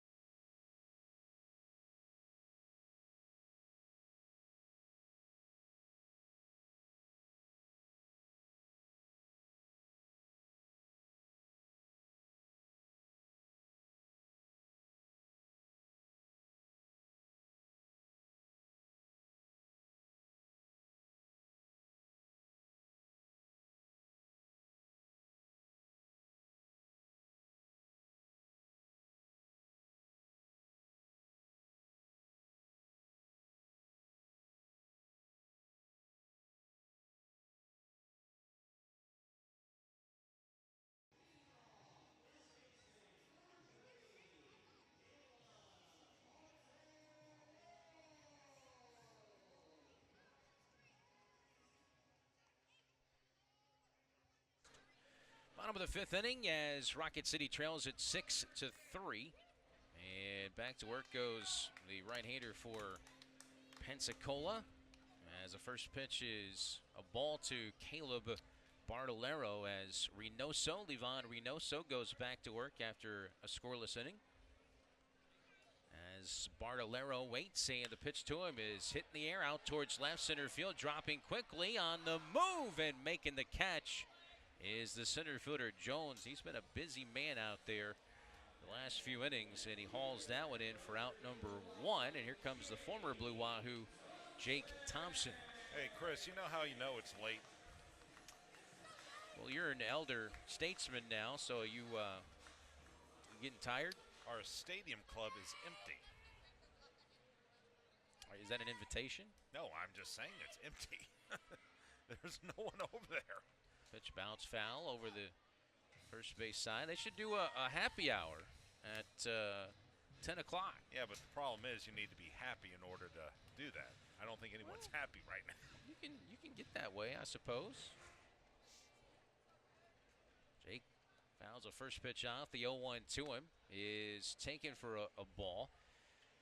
It was interesting in 2024. Of course, Jake Thompson, a member of the... Wait a second. You're telling me I'm an elder statesman, and now you're going to, back in 2024.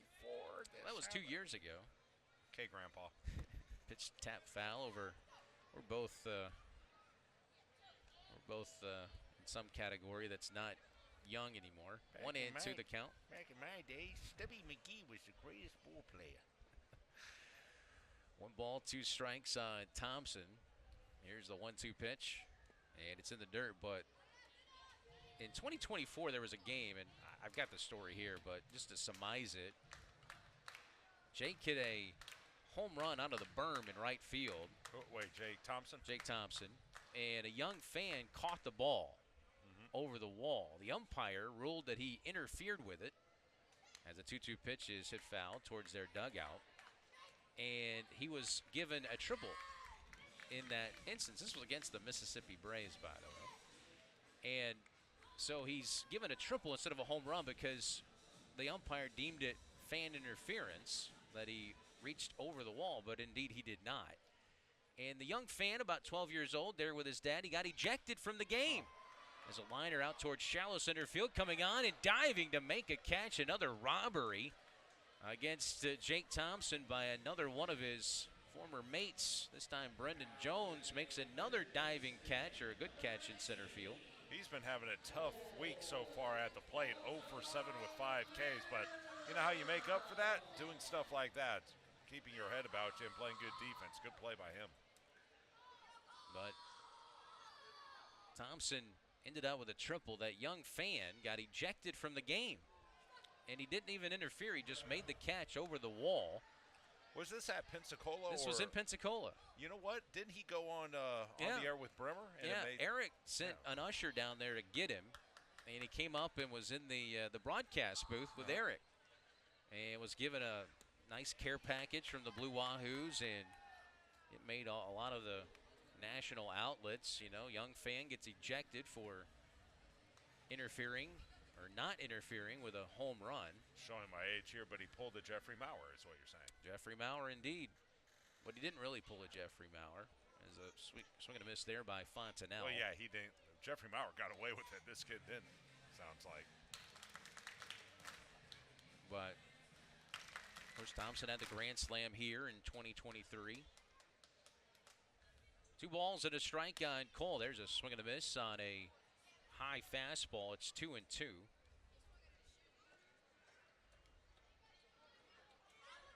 Ivan Reynoso. Third pitcher of the night so far for the Blue Wahoos. Deuces are wild. Here's the 2-2. Swinging a line shot past manager Joe Krusel. That'll speed up your heart rate a little bit. Well, he went toward the camera well over there and just kind of put his hand to his nose as if to say, hey, I need to wake up here. You get a coffee delivery? Well, I got an energy drink. Does that count? Look out, Joe. He saw his life flash before his eyes. Another 2-2 pitch coming to Fontenelle. Ground ball hit slowly towards second base. Should do it as Christian Hernandez tosses over to first to get Fontenelle. On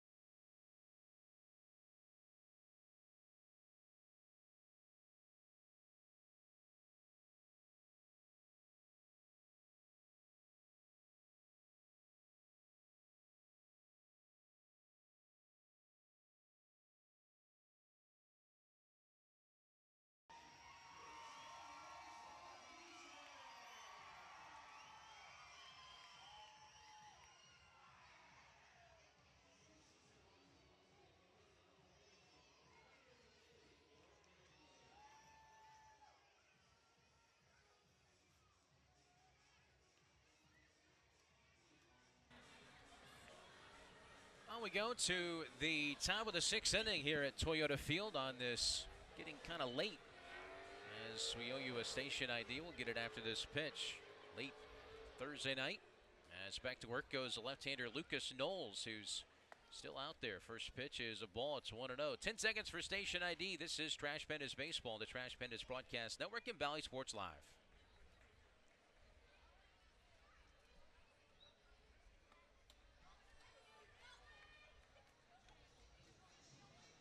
2-0 now on Hasso, 9-1-2. Due up facing off against the Trash Pandas left-hander. The 2-0 shows bunt, pulls it back, and takes it for a strike. By the way, for Knowles, this is something I realized about him last week. He pitched in a similar situation to this. He's got a rubber arm. I mean, when we say he's a long reliever, he can literally give you 5 to 7 innings if need be. I don't know if he'll go 7, but he gets you through this 6th frame. You ought to feel pretty good. 2-1 pitch on the way to Dylan Hasso is swung on and driven down the left field line track, and it's off the base of the wall. Hasso digging for second base. Here comes a throw from left, and he got him. What a throw by Jake Thompson. The former Blue Wahoo throws out Hasso, trying to leg that into a double. Played it perfectly off this left field wall. Yeah, Hasso runs pretty well. I'm not quite sure if he stumbled or if he tripped or what the deal was, but that was a beautiful throw by Thompson. Woo. Right on the money. I think even Hasso was shocked by that one. I thought that was going to be a routine double.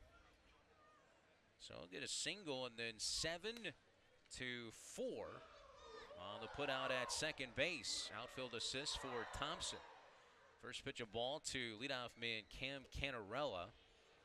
He's been on base all 3 times, 2 singles, and he was hit by a pitch. There's a ball, 2-0.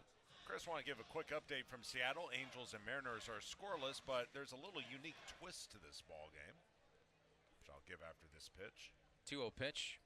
It's fouled straight back out the netting. Does it involve the World Cup? No, it does not involve the World Cup. It involves baseball in one of the rare incidences in our game. There's a no-hitter going, but I'll even double that for you. There's 2 no-hitters going. Neither team has a hit into the 6th inning. Liner out towards shortstop, and McCroskey ranging towards second base makes the catch. By the way, incidents is the word I'm trying to use. It's a tough one at 10 o'clock at night. Yes, it is. So 2 away now on the line out, and here's Christian Hernandez, who he's got in the series now 3 hits, 2 home runs. 4 RBIs. He is 2 for 2 today and been on base all 3 times, scored twice.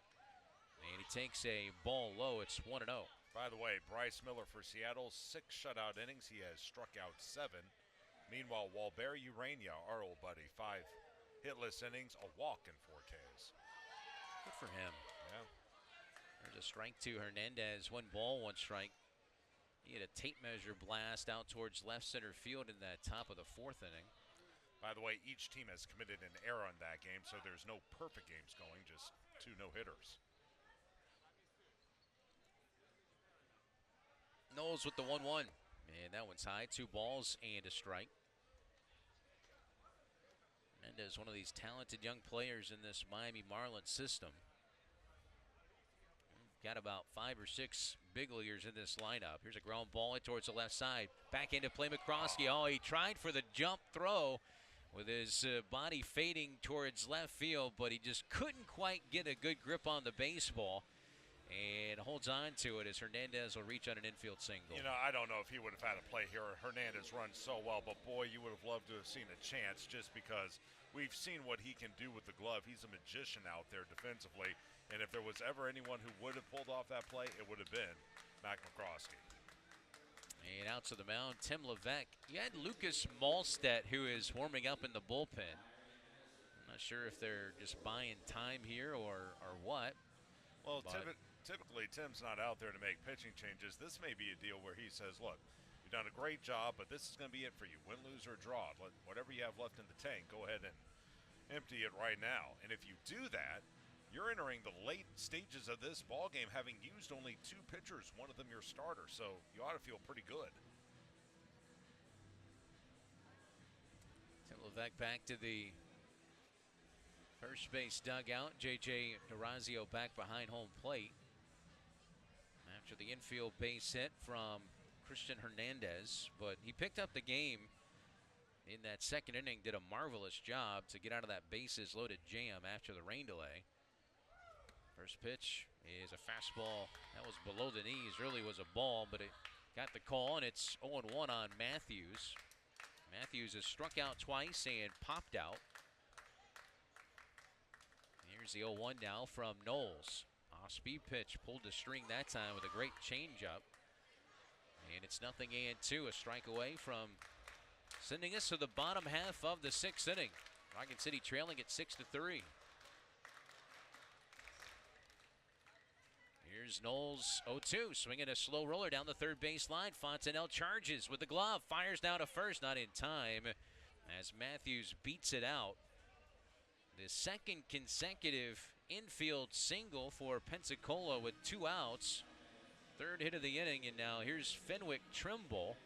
And Joe Krusel making his move towards the top step, and he's going to make a pitching change here. So you hoped that Knowles could get through the inning, but that's a tough luck. Back-to-back infield singles, but tip of the cap to Mr. Lucas Knowles. He did a fantastic job. 64 pitches for him. And we'll tell you more about Lucas Malstedt, the side-arming right-hander, when we come back. Trash Pandas down by 3 here in this top of the 6th inning. This is Trash Pandas Baseball on the Trash Pandas Broadcast Network and Valley Sports Live.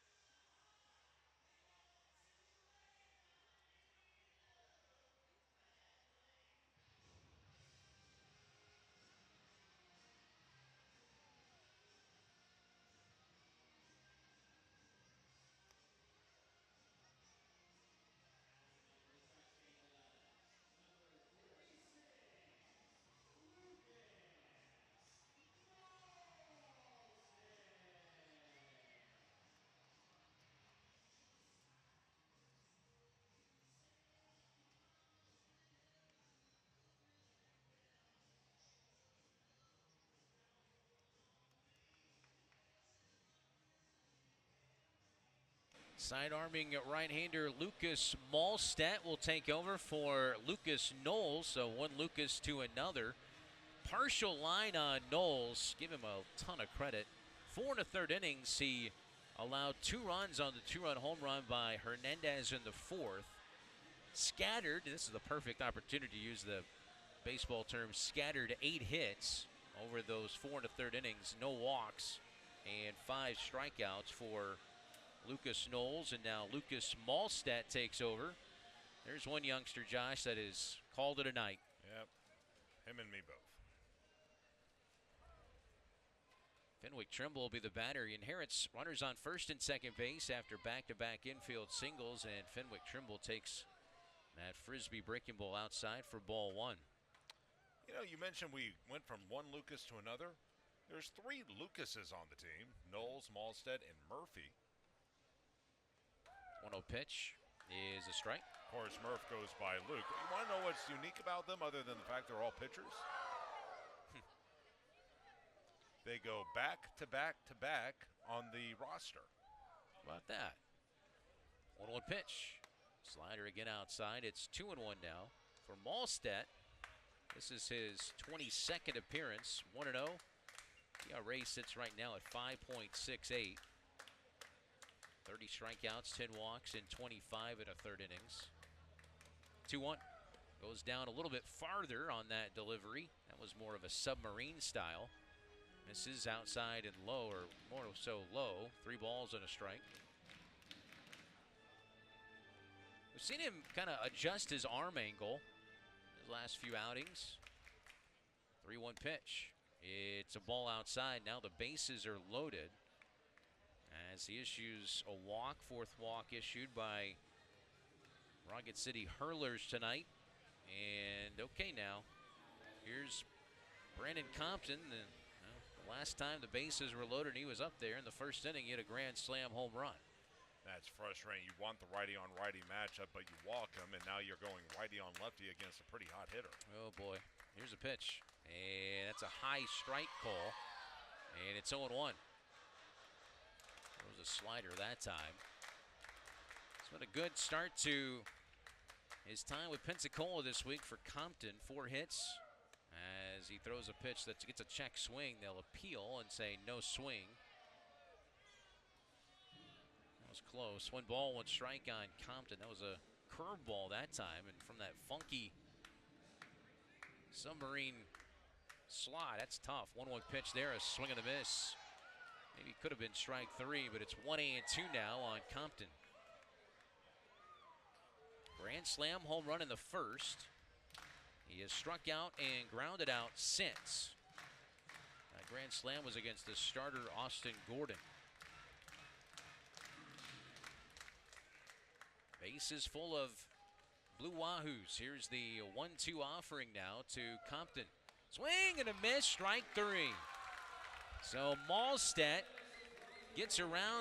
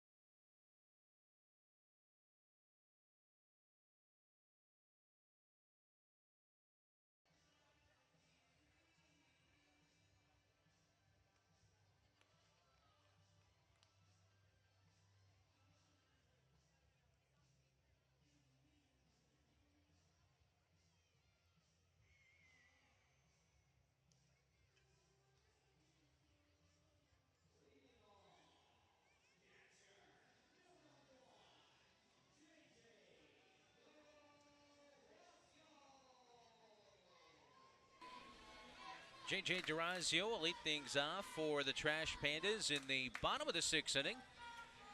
Well, you know, sometimes look at that. That's a nice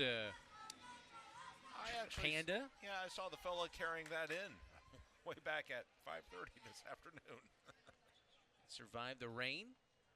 Nice portrait. There's a strike, and it's 0-1. That's an actual panda, not a trash panda. J.J. Durazio takes strike 1 from Chris, in my heart, we are all trash pandas. Next to Durazio, swung on and fouled straight back. Reynoso back to work, the Pensacola right-hander. Well, go ahead. I'm going to say we're the only game going currently in Double-A baseball. Everything else is a final. For what it's worth, there's only 3 games going on in the majors at this hour. One of them, the Angels and the Mariners. Mariners finally got a base hit. Still scoreless, though, bottom 6.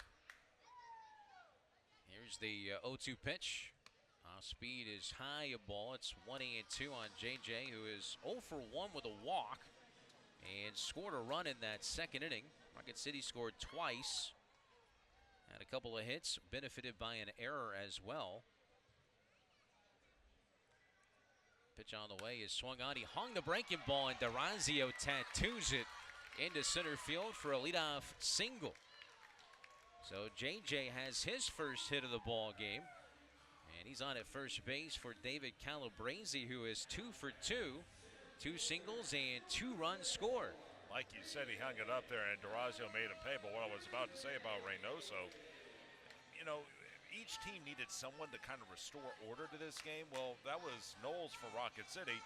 And Pensacola really hadn't found that guy until Reynoso came in. Let's see, though, if Rocket City can finally come around.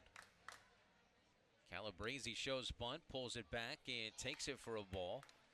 His predecessor in the game, Nigel Belgrave, went 2 innings, 3 runs, 2 earned on 5 hits, walked 2, struck out 4. This has been one of those weird box score games. A lot of crooked numbers on the box score. Pitch is fouled straight back and out of play.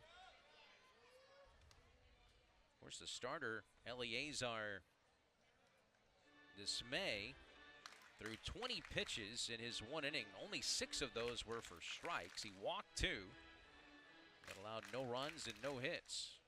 Got a double play ball and a liner to first.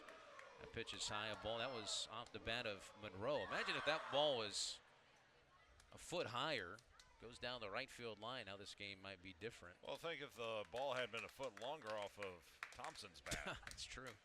Be a tie ball game. We've got a 3-run shot. 2-1 pitch.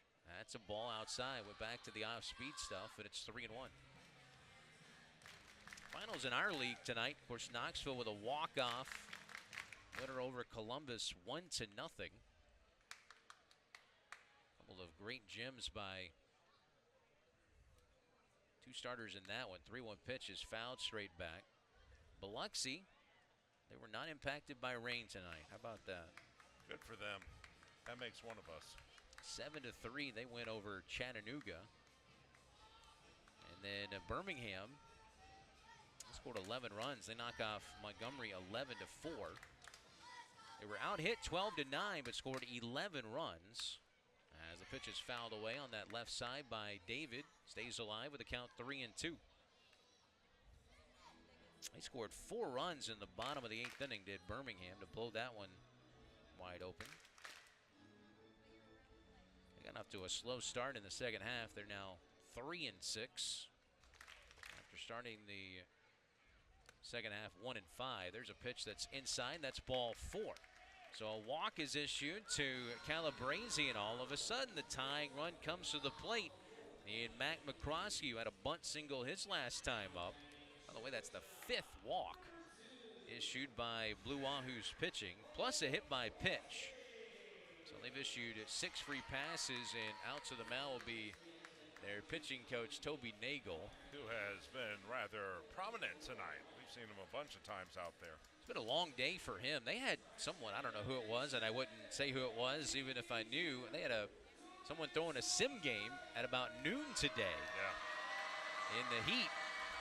Well, it should be noted, and I don't think we've talked about this a whole lot, the Marlins in the last couple of years, when it comes to their farm system, they have become very active. Now, what do I mean by that? A lot of teams, they'll get to the ballpark around 1, 2 o'clock, and they'll go through the routine of batting practice. They'll work on some things. But for the Marlins, they have really amped it up. I mean, it is a high-intensity workout, really from the moment they get there all the way throughout the day. It's a very new age way of thinking, and so far it's worked because it's proving dividends at the major league level. Here's Mac McCroskey, runner at first and second base. Pitch in the dirt, goes back to the backstop netting, and it got stuck. Actually, no, it goes into the little concourse down there behind home plate in the expensive seats. I don't know what that snuck through, but it gets underneath the net. There's a little bit of give to the bottom of the netting, so when the ball goes to the backstop, it very rarely happens, but it can sneak under the netting into the seats, and I think that's exactly what happened. So a wild pitch moves the runners up 90 feet. Still nobody out. Here's a 1-0 pitch on the way to Mac McCroskey. That pitch is taken. That was low, according to our home plate umpire, Dominic Romero. We'll take it, but it was right there at the knees. And it's 2-0. Again, infield back, runner at third, take advantage. Nick Rodriguez on deck, the pitch. That's low, ball 3, 3-0. Went to the slider that time. They do have activity in the bullpen you saw out there. That is Colby Martin. Yep, warming up in the bullpen.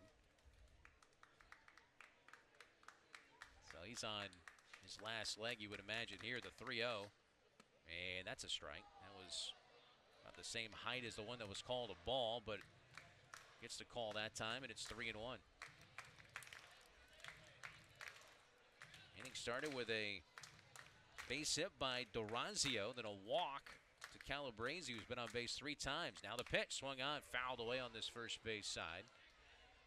Nice swing by Mack.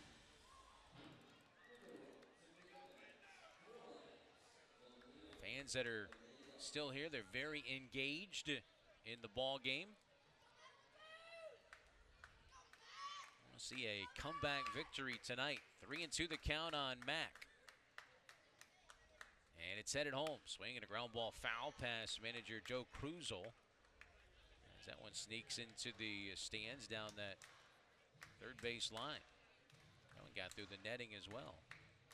By the way, some milling about in the Rocket City pen, but no one throwing. Not surprisingly, Malstead will come back for the 7th.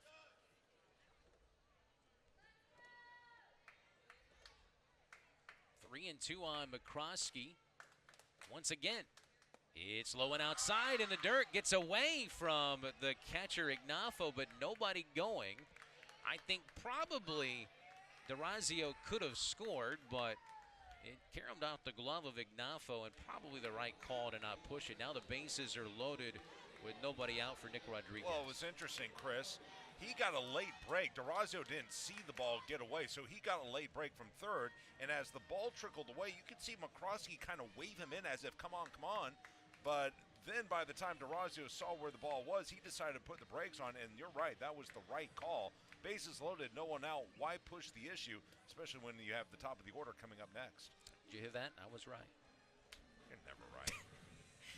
Call to the bullpen. Pensacola making a pitching change. We'll tell you who it is or more about Colby right after this. This is Trash Pandas Baseball on the Trash Pandas Broadcast Network and Valley Sports Live.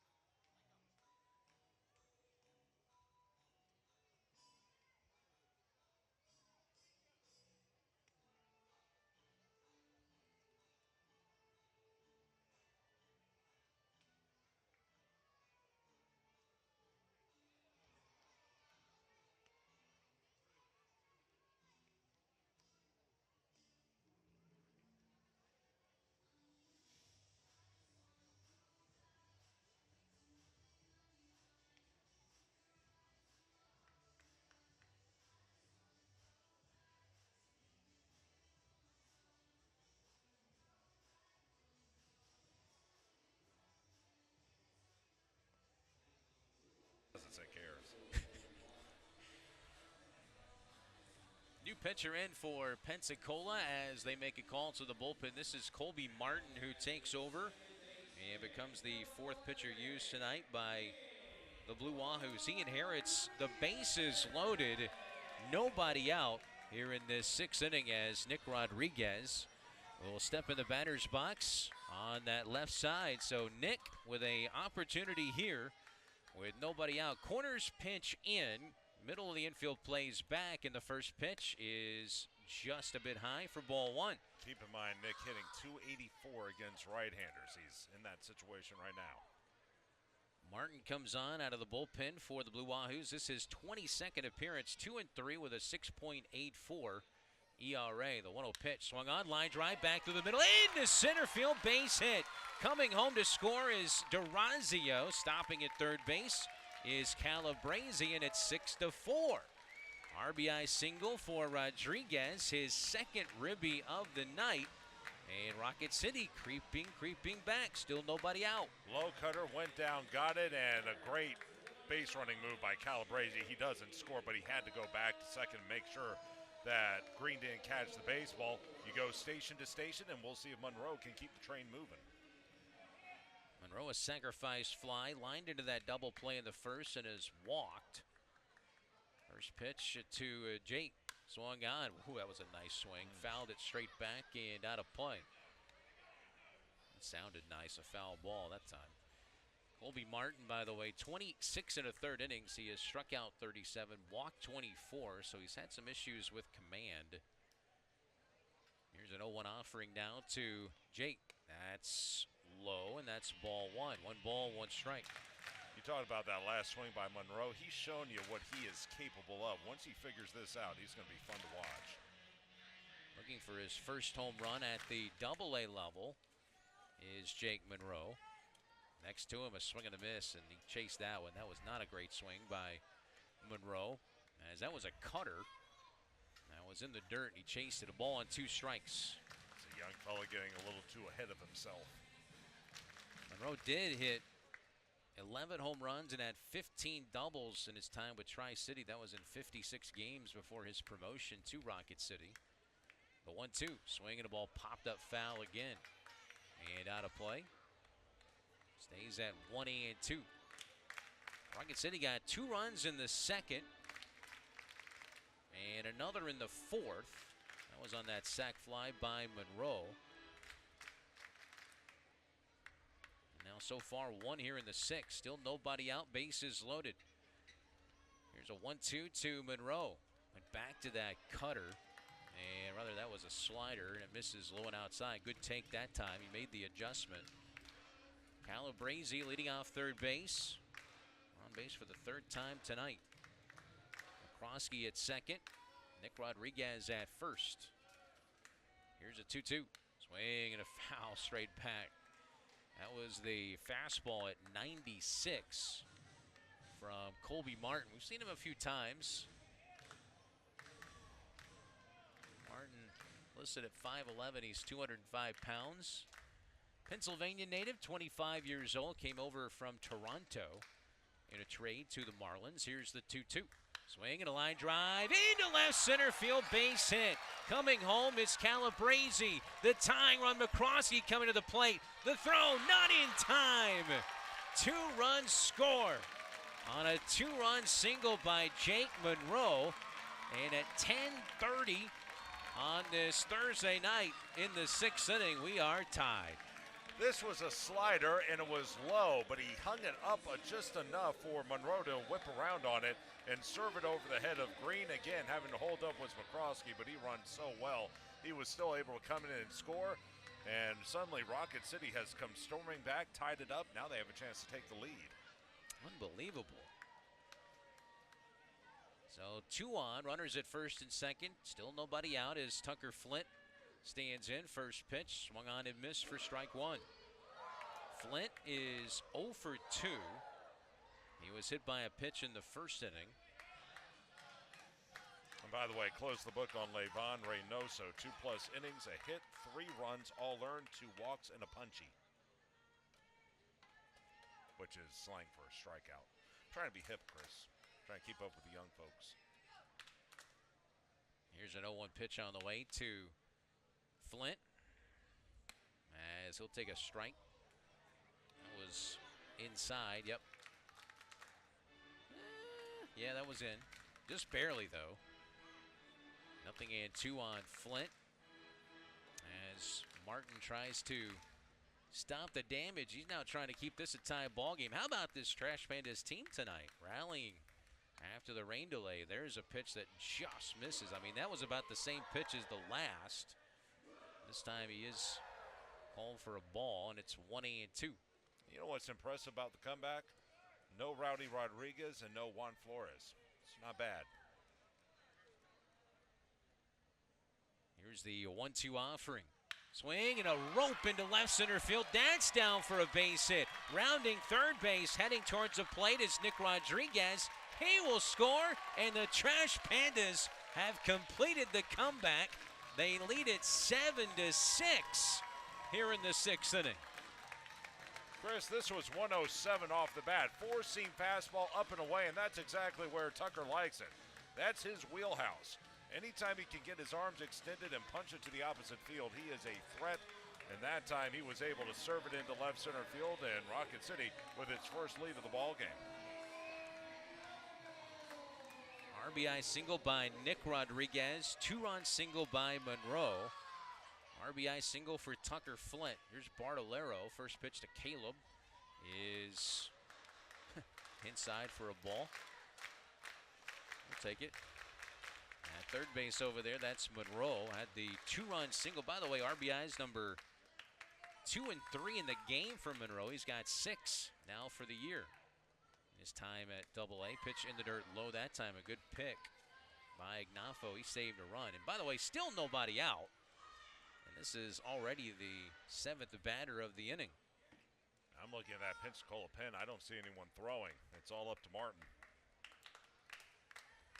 Just kind of games like this, you just got to wear it. 2-0 pitch. It's at the knees, a strike. That was a good pitch. 2-1. Krusel, the Trash Pandas manager, running through some signs over there in that third base coaching box. Bartolero ready, the pitch in the dirt. That one went about 57 feet. It was blocked up nicely by Ignafo. 3-1 now. He's a pretty good defensive catcher, and remember, that's not his natural position. He didn't come up, or actually when he was signed, he wasn't a catcher. They converted him to that, and he's shown out in that position the last couple of years. Infield back for Pensacola, except for the first baseman. Hasso holding on the runner as that's low, and that's ball 4. The third walk of the inning issued by Pensacola pitchers. And the 1, 2, 3, 4, 5, 6, 7th of the night, plus a hit by pitch. And so far today, 1, 2, 3, 4 of those walks have scored. And here comes Jake Thompson. He could do the funniest thing right here. It would be pretty funny, especially if he goes to left. Bases loaded for the former Blue Wahoo. The pitch. Oh man, he chased that one in the dirt. He was trying to hit one. Oh, and he caught Ignafo too. Oh yeah. I think on the backswing. That one was down and in, and when Jake swung through on the backswing, I think he caught Ignafo either on his helmet or on his shoulder. Either way, it's going to hurt.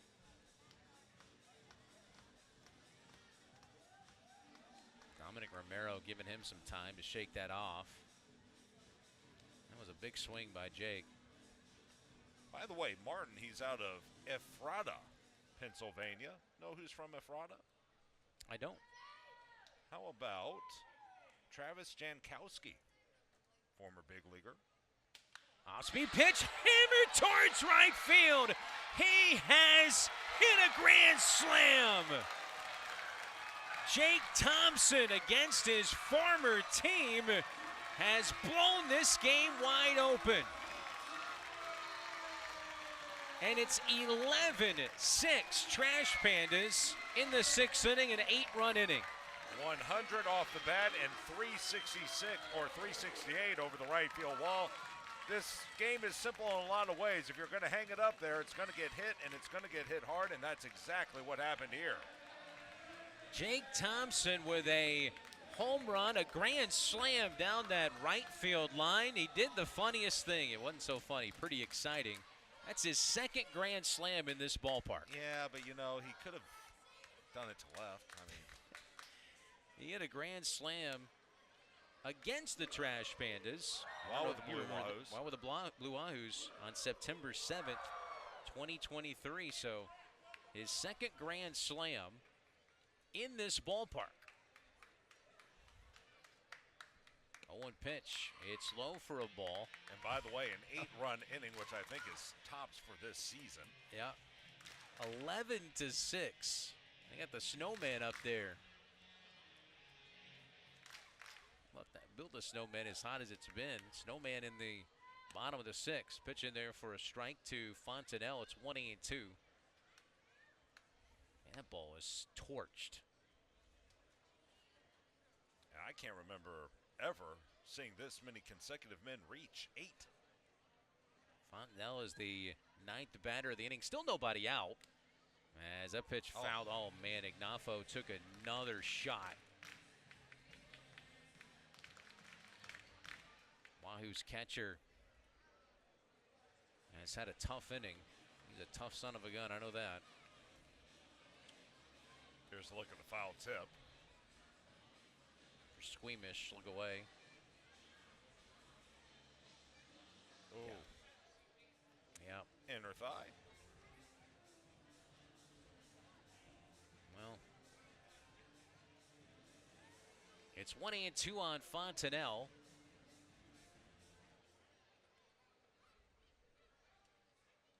The pitch in the dirt. Did that hit him? It hit something. Took a weird bounce back towards the backstop. 2-2 the count on Fontenelle. I would say it hit Cole, except he didn't react. You've got to sell that one a little bit. My guess is it caught a piece of Ignafo's glove and then scampered away. Nobody on base after the salami. The 2-2 pitch swung on, hit deep towards left field at the track and caught. Off the bat, had nice trajectory, but the first out of the inning is a very loud fly out to left by Fontenelle. I thought he had it, and if this were the first inning, he would have, because the wind was whipping out at that time. But again, after that storm passed, there's no help from the gods right at this point, and Cold came up just short. Now it's J.J. Durazio, who started out the inning with a single. As Durazio waits, the pitch is a breaking ball for a strike. The inning has gone single, walk, RBI single, Nick Rodriguez. 2-run single, Monroe. RBI single, Flint. Walk, Bartolero. Grand slam, Thompson, and a fly out to left for Fontenelle. So the first 8 reach. By the way, most runs in an inning for Rocket City this season until tonight was 6. They've done that 3 times, most recently on June the 20th against Montgomery. Go back and look at the guide and check. Here's a pitch is fouled away down that right field line. I want to say we had a 10-run inning at some point, but I'm not positive. 1 ball and 2 strikes on J.J. Durazio. Of course, J.J. is always fun to talk to and a pleasure. And the Trash Pandas and our 6 Venezuelan players are putting together a nice plan to help out down in Venezuela as a 1-2 pitch is headed home. Bounces in the dirt low. 2 balls and 2 strikes. The team that he and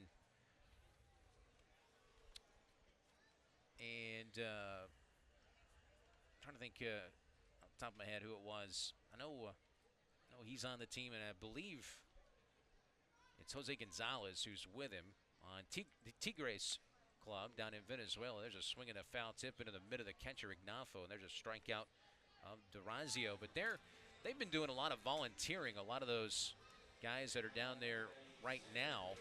And so I know our 6 guys, they were excited. They kind of all gathered around and came up with this plan for us to help them raise some money. And Sunday is actually Venezuelan Independence Day. So maybe put something together for them on Sunday to kick off a campaign. Calabrese swings and misses, and it's 0-1.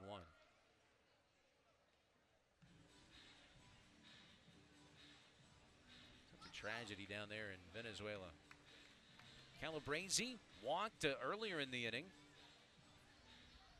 That was the first strikeout for Martin. Swinging a line drive that's past the shortstop. Green into left center field. And the base hit puts a runner on at first base with 2 outs. There's only one man in the Rocket City lineup who has not made an out tonight, and that's David. 4 times to the plate, 4 times he's reached. 3 singles, a walk, and 3 runs scored. How about that? 6 hits in the inning. And 3 walks. And you're right, Calabrese now 3 for 3, scored 3 runs. He scored 3 runs on Saturday, all driven in by Nick Rodriguez.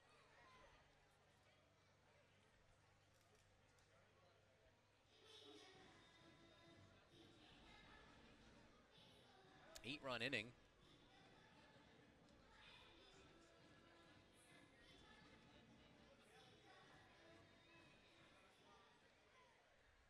Mac McCroskey, the batter. He's walked and singled plus struck out. 1 for 2 officially. Takes a ball. It's 1-0. And Colby Martin has just had to wear it right now out on the mound. This may be a game in which we see a position player or 2. Righty's pitch is swung on and popped down that first base right field line, slicing and off the netting.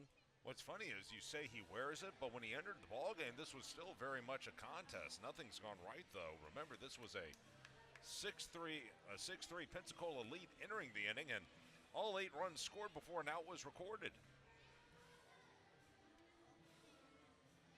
Last year, Rocket City gave up 11 runs to the Biscuits back on April 18th. That was a big inning. Here's a pitch popped up again, foul down the first base side. Last year had 3 6-run innings. Last season did Rocket City. I want to say they had a 10-run inning either in 21 or 22, somewhere in there. 1 ball and 2 strikes on McCroskey. Having a nice day. The pitch is high, a ball. Trash Pandas, by the way, now have a total of 11 hits. Believe it or not, that matches Pensacola's 11 hits tonight. For 6 of those in this inning. 2-2. Swing and a one-hopper back to the mound, and Martin flips over to first. The inning is over, but what an inning it was. 10, 11, 12 batters come to the plate, and Rocket City scores 8 runs.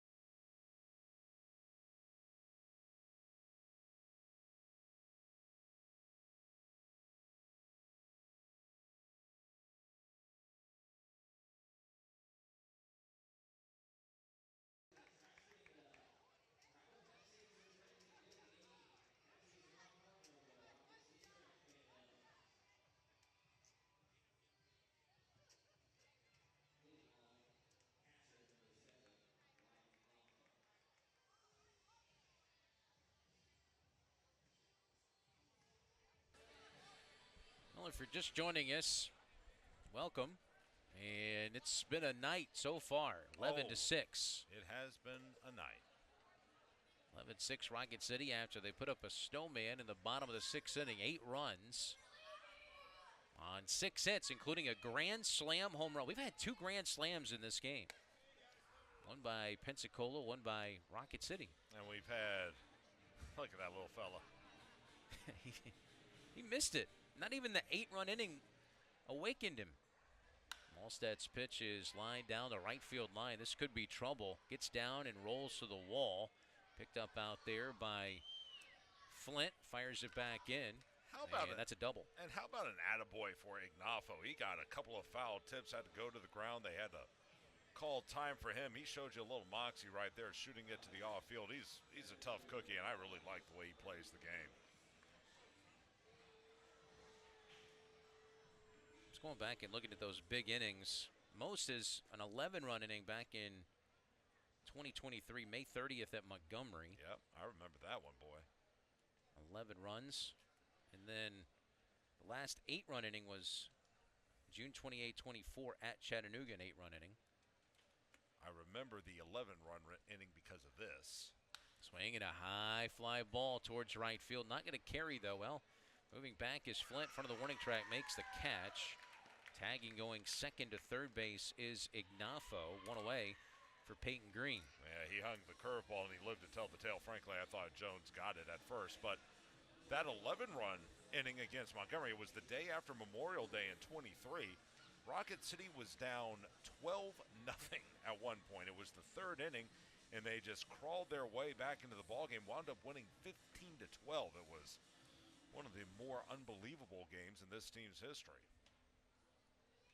Swinging a ground ball, softly hit down the third base line. Backhanded play by Fontenelle. Fires to first and gets Green. Staying put at third base is Ignafo, surprisingly. Yeah, I thought he would have broken for home as, again, Rocket City leaving the infield back. They're up by 5 runs. Anyone along the infield knows a ball hit to them, they're going to first base. I think Ignafo has to score on that. So 2 outs now, and the batter is Dylan Hasso. Malstead fires, and the pitch is a strike. Now, all of a sudden, Lucas Malstead is the pitcher of record in this game. After Lucas Knowles went 4 1/3 innings, allowed 2 runs. He allowed 8 hits, but he didn't walk a batter. That's you mentioned it earlier. It's amazing what happens when you don't walk someone. He gave up 8 hits, but only 2 runs. 1-1.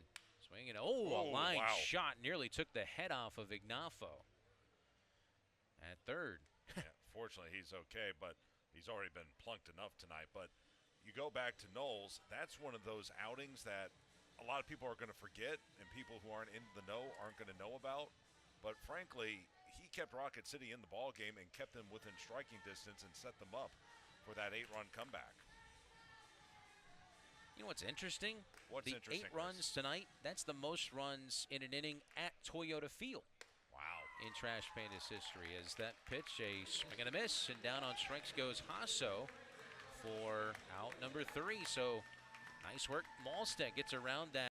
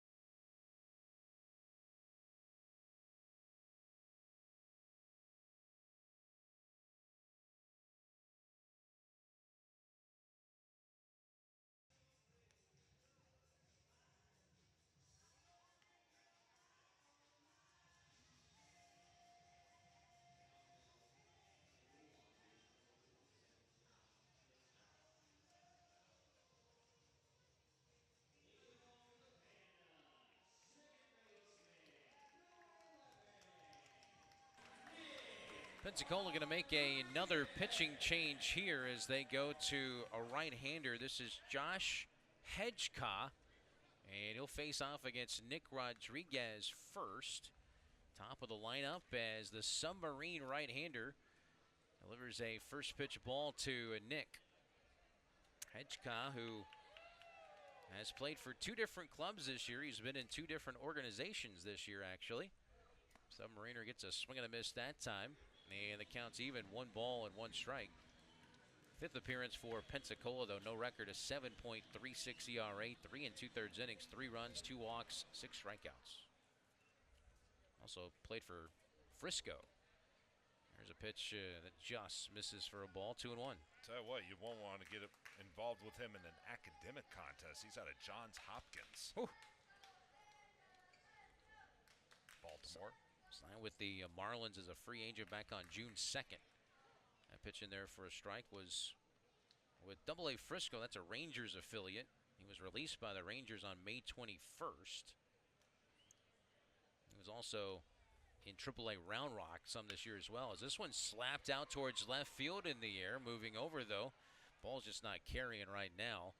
like it was earlier as Nick Rodriguez flies out to left, and that's out number 1 here in the bottom of the 7th inning after the 8-run bottom of the 6th inning. Nick Rodriguez, by the way, has 2 RBIs. He was 2 for 3 going into that at bat, now 2 for 4. So Johns Hopkins want to name their mascot? Johns Hopkins. It's a smart school, so I'm going to say an eagle. No, but it's a bird. A blue jay. There you go. Really? Yeah. Wow. You pulled one out of your hat, big fella. No balls and a strike. Pitch is fouled off by Monroe. Back to the backstop. 0-2. Now all their sports are Division III, with the exception of that renowned lacrosse program, which is always a national contender at the D1 level. 0-2 the count on Monroe. Submariner deals, and a tie for a ball. I mean, we saw Malstead. He's a side armor. This is a full submarine delivery from Hedgeka. Heijka. Swing and a liner down the right field line by Monroe. That's going to get down. Another hit for Jake. He rounds first, heading for 2, and he'll get there with a stand-up double. As Jake Monroe has his second hit, he's already driven in 3, and he's now 2 for 3 in the game with a walk. Yeah, this was a sinker that didn't really sink. It stayed up there, and again, showing an ability to go to the opposite field was Monroe. Waited back a little bit, pitch rifled in there at 95, and still he was able to punch it to the opposite field. Out to the mound, a quick visit here by Ignafo. Well, today was a late day for both teams. I think tomorrow may be a late day as far as the afternoon. Well, you know, for these guys as well. Angels, typically they have their affiliates. Are we getting a pitch clock?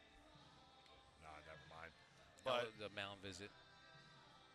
But usually what happens is they will take BP on Tuesday, Wednesday, Friday, Saturday, Thursday, and Sunday aren't really off. It's just maybe indoor cage work.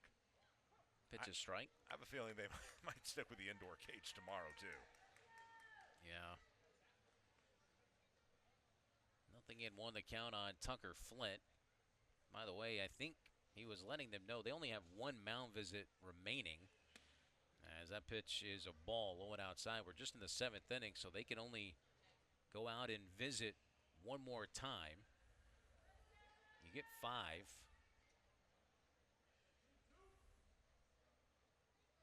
1-1 the count on Flint, which there's no pitching change. Pitching change don't count. Here's a swing and a ball rifled in the air out towards deep center field, drifting back, and onto the track against the wall. Jones makes the catch, tagging at second, and going to third base is Monroe. As Tucker Flint gives that one a ride after his RBI single in the 6th.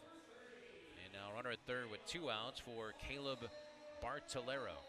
Exit velocity was 97 on that one, and again, you're going to have to earn it right now as the ball isn't carrying, but still, he's so big and strong, he almost muscled it out of the yard.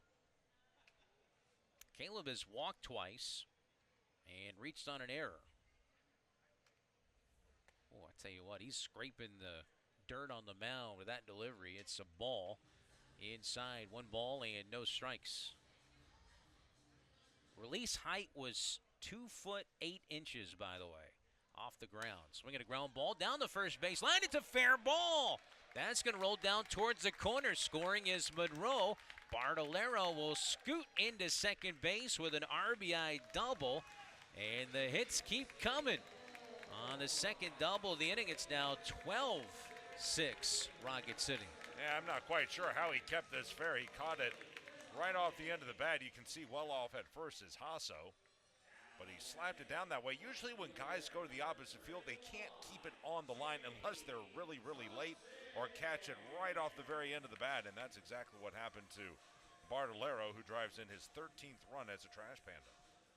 Here comes Jake Thompson, who in his first 2 games as a Trash Panda has driven in 7 runs, including a grand slam as he takes a strike. 0-1. This is a guy he's facing that is not a former teammate of his.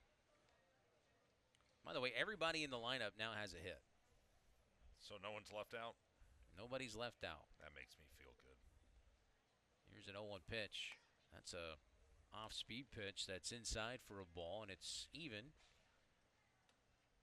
One thing we get on the screen here is the release height, which is usually, 6 feet at least. This one's down in that 2 to 3 foot range is how far he's off the ground when he releases it. That was 2 feet 5 inches foul down that third base line, 1-2. Reminds me of former Brave Brad Klontz. I can see that. I was thinking more of Paul Ossenmacher. Remember him? I do. I remember being a little kid. He was pitching for the Braves, I guess, 88 or 89. I saw him throw for the first time, and it blew my mind because I'd never seen anything like that. Here's a 1-2 pitch on the way to Thompson. And that pitch is high for a ball. That was a slider at 70 miles an hour. Who was the side armor for the Oakland Athletics back in Eckersley? Well, Dennis Eckersley, yes, but there was one that was part of the Moneyball movie. 2 balls and 2 strikes. That one ripped down the first base line. It eats up Hasso and goes into the right field corner. Coming around to score, Bartolero on the 3rd double of the inning. And Jake Thompson, welcome to Rocket City, young fella. He drives in his 5th run of the game. Tell you what, we don't know what's going to happen the rest of the week. I give this guy early consideration for Player of the Week honors, and he's still trying to get furniture into his apartment. Nice swing that time, and you're right, Hasso had no idea what to do over there. It got through him. Let's see what the exit velo was. That was 90 off the bat, but it got on him very, very quickly. And they do rule that a straight double. Here's a swing and a liner foul. And remember, he was in the Atlantic League. It was the player of the month in May in the Atlantic League. He was hitting .400. He had a 23-game hitting streak. He was actually player of the month in May. You know who the pitcher of the month was? I do not. For the Atlantic League? I do not. Trevor Bauer. Oh, yeah. Of the Long Island Ducks. I have a feeling that's going to be his high point the rest of his career. There's no doubt. Former Mobile Bay Bear, by the way. 0-1 pitch is a ball just off the inside corner, 1-1. By the way, it's now 13-6. And they've scored 10 runs. Rocket City's really picked up their run game. Good play at the O-line. Yep. 1-1 pitch, swung on, hit out towards deep left field off the bat of Fontenelle, but hanging up there, the left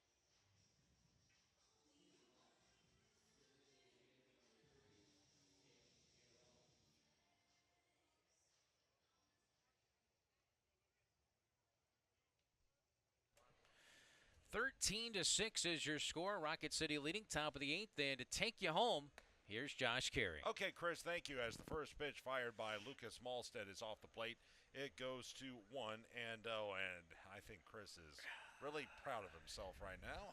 Inherited a 6-3 deficit, and it's Next 13-6. Next pitch off the plate as well. It'll go to 2 balls and no strikes. I needed it after the last homestand. Touche. Boy, oh boy. It's really hard, and it's hard on my back carrying the load every day. 2-0. Fastball that misses inside by Malstead. 3-0 on Cam Canarella. Top of the order, Canarella, Hernandez, and Matthews due up against Malstead after Lucas tossed a scoreless 7th. Next pitch, there is a strike. And it will run to 3-1. Meanwhile, out in Seattle, Angels trying to come back on the Mariners. It's 1-0. Seattle as they play the top of the 9th, each team with only 2 hits in that game. Next pitch is swung and sailed into left field. Starting in, now drifting back Thompson. Heading toward the corner, he slows up, makes the catch about a step shy of the warning track. Deep fly out to left by Canarella. And 1 out in the 8th inning for Christian Hernandez as we look at it again. Nice little swing to the opposite field by Canarella, but like we've mentioned before, ball has not carried here today, or at least since the end of the rain delay. Here is Christian Hernandez having a good game. 3 of 3, a homer, 2 singles, 2 runs scored, 2 RBI, and a walk as the pitch outside. 1-0. Rocket City down 4-0 after the rain delay. They got 2 in the second to cut the deficit in half, but then this guy hit a 2-run homer to make it 6-2, and we thought it wasn't going to be their night as the next pitch is drilled into deep right. Going back, getting turned around, and watching it hit off the wall will be Flint. Karam's back into the field to play, and around first, headed to second, is Hernandez. He is now 4 of 4, a triple shy of the cycle, and he'll pull in that second with 1 out for Juan Matthews. He ripped this pitch. That one hung up that time, and Flint, good outfielder, but that time he got turned around, wasn't sure where the ball was going to go, and got a runner at second with 1 away. Matthews 1 for 4, 2 strikeouts, 1 swinging, a single, and a pop-up to first. Right on left matchup, check of second, first pitch. Swung, ripped foul into the third base camera well. 0-1 on the left-handed hitter. But again, after that home run by Hernandez, it was 6-2, and we just thought it wasn't going to be one of those nights. Well, since then, Rocket City has scored 11 in a row. Check of second, 0-1, swung, popped up along the line and left. Long run, Thompson still coming. That's going to land foul about 3 rows back along the left field line. 0-2 as Malstead ahead in the count. And remember that first inning, right? Austin Gordon got off to such a rough start. He had an infield single that kicked off his leg that could have been a double play. He had a 3-2 pitch to Trimble that just missed for ball 4. Compton hits a home run with the wind blowing out. And then in the bottom of the first inning, what did we have? We had a walk. Eliezer Dishmay was really struggling for Pensacola. He walks Rodriguez, gets a line-out double play, though. Then the Trash Pandas get a hit-by pitch and a walk to put 2 on. And Jake Thompson is robbed of a 3-run homer. We thought it wasn't going to go our way, but that has not turned out to be the case. The 0-2. Swing and a miss, strike 3. Firing. That was a fastball that time by Malstead. Coming up empty was Matthews. That'll be strikeout number 3 for Lucas and out number 2 in the 8th inning. Well, boy, he had a little bit of giddy up on that one, 92. And that's the funny thing about Lucas. He's got that sidearm delivery. And usually his pitches are about 80 to 85, but he can run it up there when need be as he frisbees another slider outside. That one at 78. It's 1-0. On Trimble, who is 0 of 2, 2 walks, a run scored, ground outs to the pitcher, and a third. Right on right, 1-0. Swung on, slapped at third. Moving to his left to field, it is Fontenelle. Throw across the diamond in time. 5-3 on the ground out by Trimble. And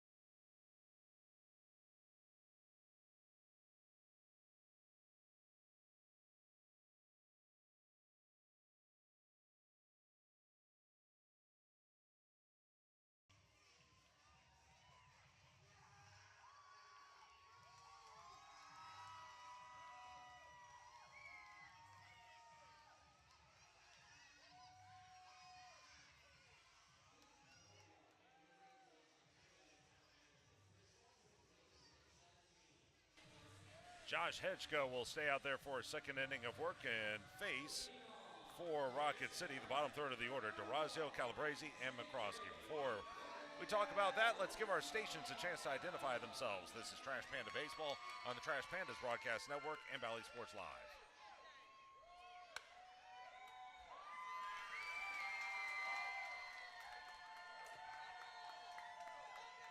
And J.J. DeRazio takes the first pitch he sees and punches it to the opposite field for a leadoff single. And for Rocket City, that is going to be the 15th hit of the game. I believe that ties for a season high. Ties or breaks it, or pretty close to that, as one is on with no one out for Calabrese. And one of the few drama points left in this one, Calabrese, 3 of 3. He's reached base all 4 times. Goes after the first pitch, sails it foul. Down the left side, 0-1. Let's see, most hits in a game this season, 16. That came on May the 16th at Birmingham, so Rocket City one away from that. By the way, Calabrese, most runs in the game is 14, so Rocket City closing in on that number as well. Next pitch, swung, popped up into shallow center. Out is Green, in is Jones, the center fielder. Jones will make the call and the catch for out number 1. DeRazio retreats to first. Well, too bad for David. He had singled 3 times and walked, scored 3 times. He had reached base every time until just then, that pop-up to center.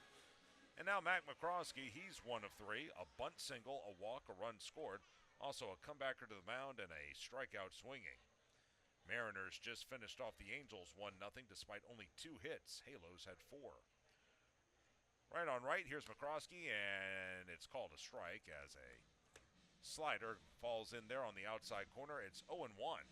Actually, the final play is under review. It was a weak ground ball to short, and it was a close play at first, but I think they got him to in the game, the Mariners, I mean.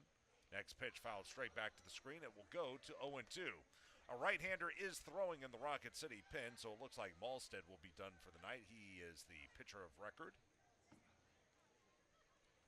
Hedgeko got knocked around for 2 runs in the 7th. He'll check first from the belt. Here's the 0-2. Called strike 3. And McCroskey knew it. That easily caught the outside corner. That was a fastball at 81, or a sinker is what they call it. He's rung up. That'll be strikeout number 1 for Hedgeko, and that is now the 7th strikeout of the game for Pensacola pitchers. 2 out, back to the top of the order. Nick Rodriguez, right on left. Nick takes the first pitch down and away, 1-0. Runner at first with 2 out. Rocket City up 13-6. Let's see, Rodriguez today, 2 of 4, 2 singles, a run scored, 2 RBI, a walk, strikeout swinging, fly out to left. Next pitch is away. That's another slider. It will go to 2-0.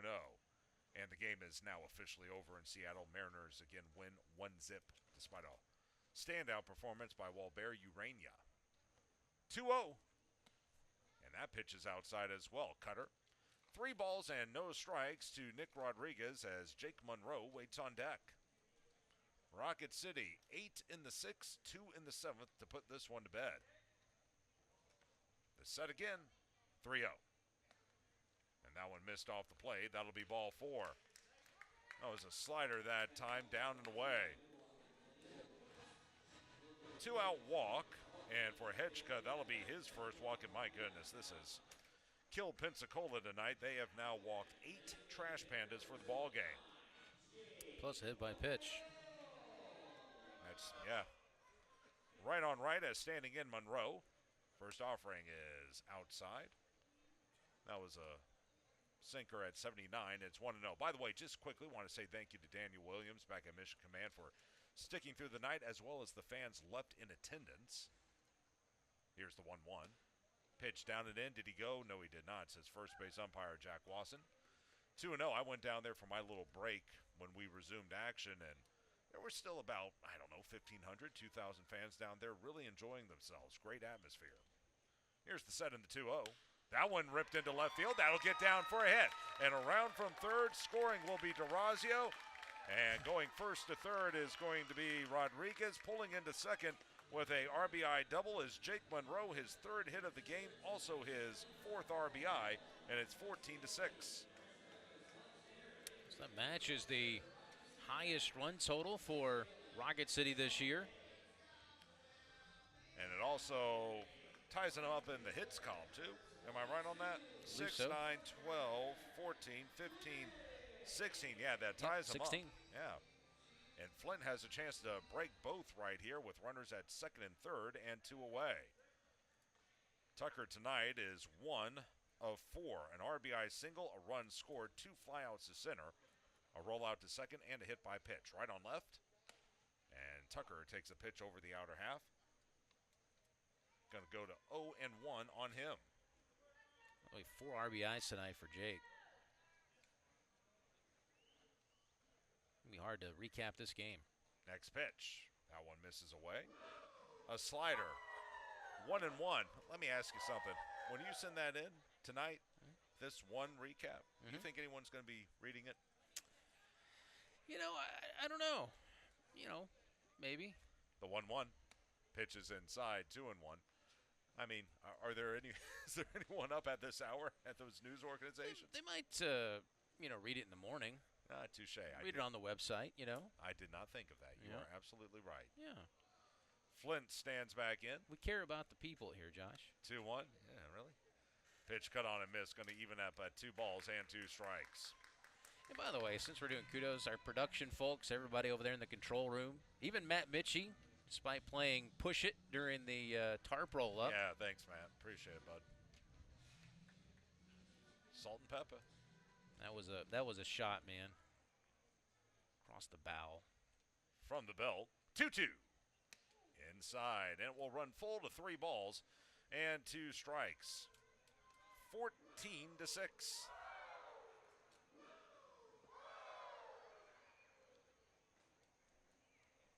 Flint. By the way, that RBI single was his second hit of the series. That came back in the 6th inning. Payoff pitch.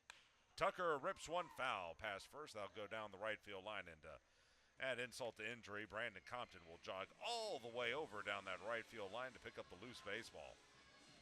I have a question for you. Have we thought about putting bat boys down each respective lines for situations like that on those foul balls?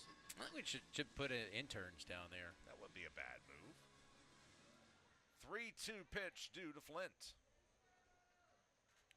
Hedgka from the belt, payoff pitch. Swung on, rolled to second. Moving to his left, Hernandez. He'll field. Oh, terrible throw. He dirted it. It hits off the dugout railing. 2 runs are going to score. Flint's going to take second. And the hit total is going to stay at 16, but the run total moves up to 16 as well. Boy, that's just a throw that got away from him. He held on to it too long. That'll be an E4 all the way. No RBI. In from third is Nick Rodriguez. Around from second is Jake Monroe. It's 16-6. And here's Caleb Bartolero. So a new season high in runs for Rocket City. And I got to tell you, well, you know what? Never mind. I was about to say franchise high, but we've had games further than that, as the next pitch is sailed into center field, moving left and in to make the catch is Jones, and Rocket City will stay stuck at 16 hits. That ties the season high as Bartolero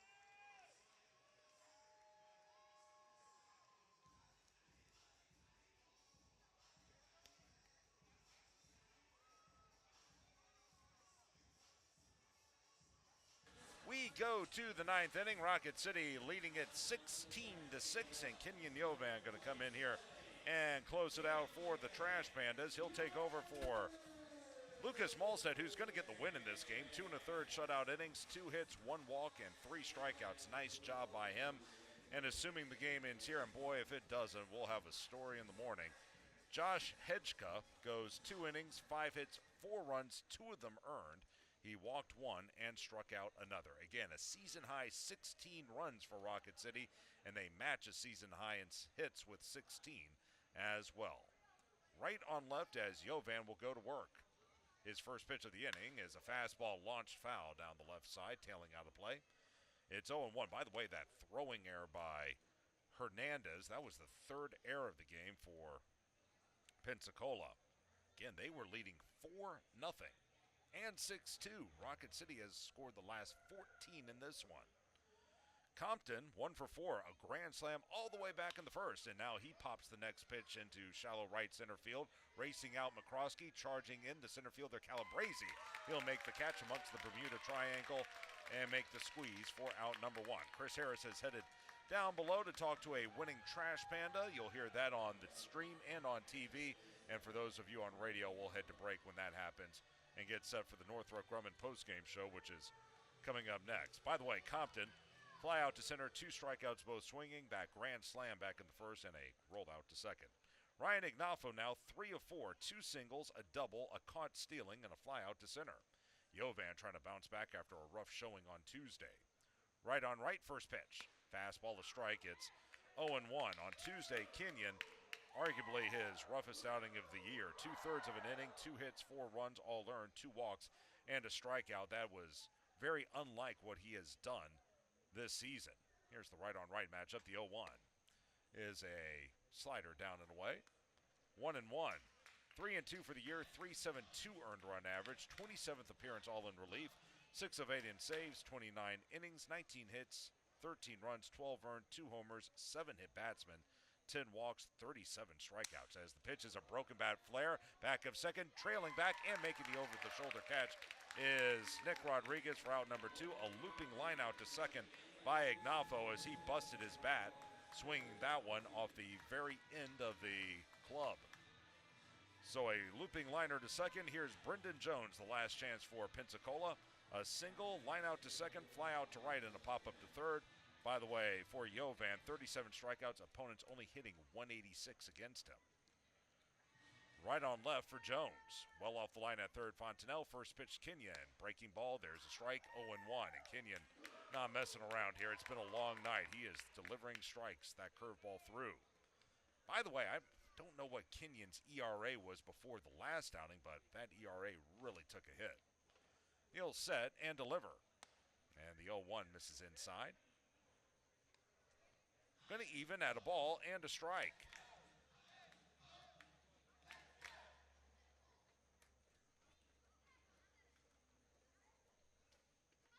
Yovan sets again. Here's the 1-1. Fastball popped up back behind everyone. That'll land in the seats as Durazio gives it a look. It lands about 4 rows back, just north of the third base dugout where the Wahoos are. It's 1-2. Rocket City about to move its record to 40-37 for the year, 5-4 for the second half. Pensacola will drop to 37-35 for the year, and 5-4 for half number 2 as Yovan tries to wrap it up. Here's the set and the 1-2. Fastball fouled straight back to the screen, and it will stay at a ball and 2 strikes.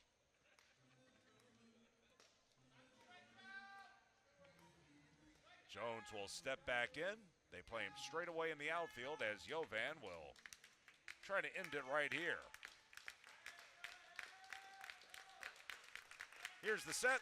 1-2. Fastball high and away. Going to even at 2 balls and 2 strikes.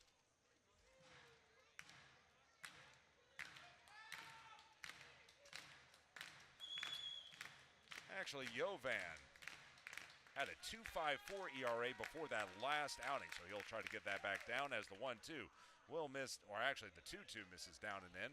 It will run full to 3 balls and 2 strikes, and really frustrating for him. He's like I said, had a great year, just one bad outing. We'll see how quickly he can bounce back from that. The left-handed hitter ready to go. The set by Kenyon. The payoff pitch on the way. Oh, he stumbled, and if there was anyone on base, that would be a balk, and it doesn't matter. It's going to be a pitch clock on Jovan. That happened to him in early April at Knoxville. It was a much tighter situation. It was a one-run ball game with men on base, but he got his cleat cocked. You can see it right there on his back foot as he went into his delivery.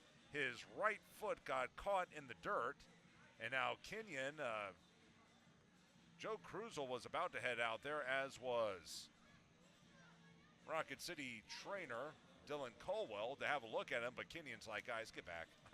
I'm fine. Let's try to end this night.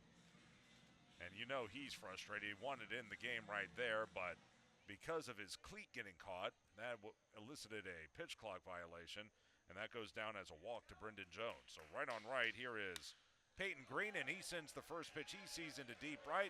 Drifting back, going toward the line under it, making the catch is Tucker Flint. A deep fly out to right by Peyton Green, and that's a winner for Rocket City. Good job by Jovan as he comes in. He had a dubious walk there late in the ball game, but in the ninth for Pensacola, no runs, no hits, no errors. They leave one. And for Jovan, he tosses a scoreless ninth inning, no hits, no runs. Again, he walked one, struck out none. And Rocket City a winner tonight, 16-6 for Pensacola, 6 runs on 3, 6, 8, 10, 11, 12, 13 hits. They committed 2 errors and left 3, 6, 7, 8, 9, 10, 11 men on base. For Rocket City, 16 runs, 16 hits, no errors. I said 2 errors, Pensacola committed 3.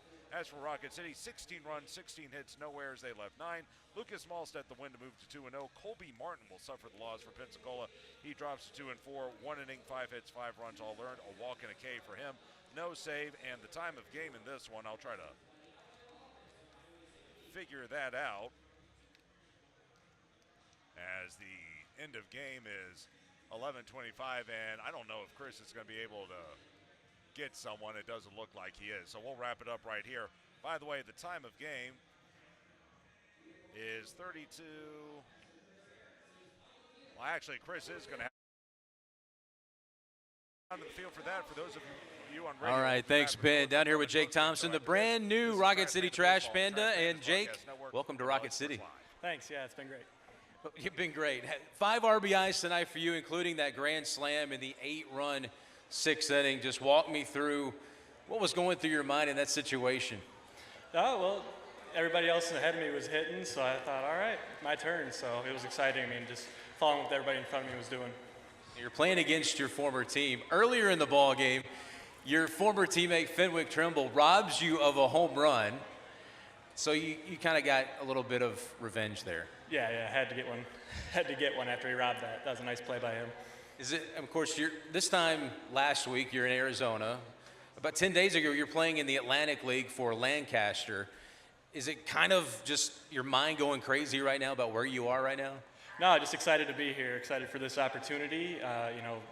Had a great time there, but really excited. This is where I wanted to be. So yeah, I'm pumped to be here. 7 RBIs, 8 RBIs now in your first 2 games in Rocket City. Congratulations. Hopefully there's many more to come. Thank you. All right, give it up, folks, for Jake Thompson, your newest Trash Panda, who today had a big day, including a grand slam. Back to you guys.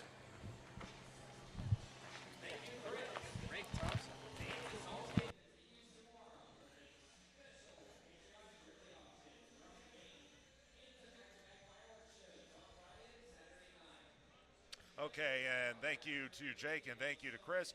You folks on Way More Television, have a great night. Be back here tomorrow, 6:30 airtime, 6:35 first pitch.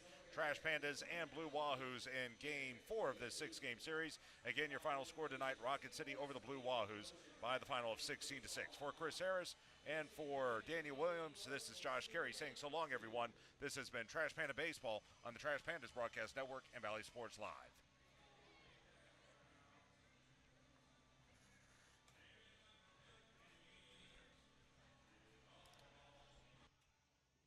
And welcome into the Northrop Grumman postgame show, everyone. Josh Carey with you. Back at Mission Command running the boards is Daniel Williams.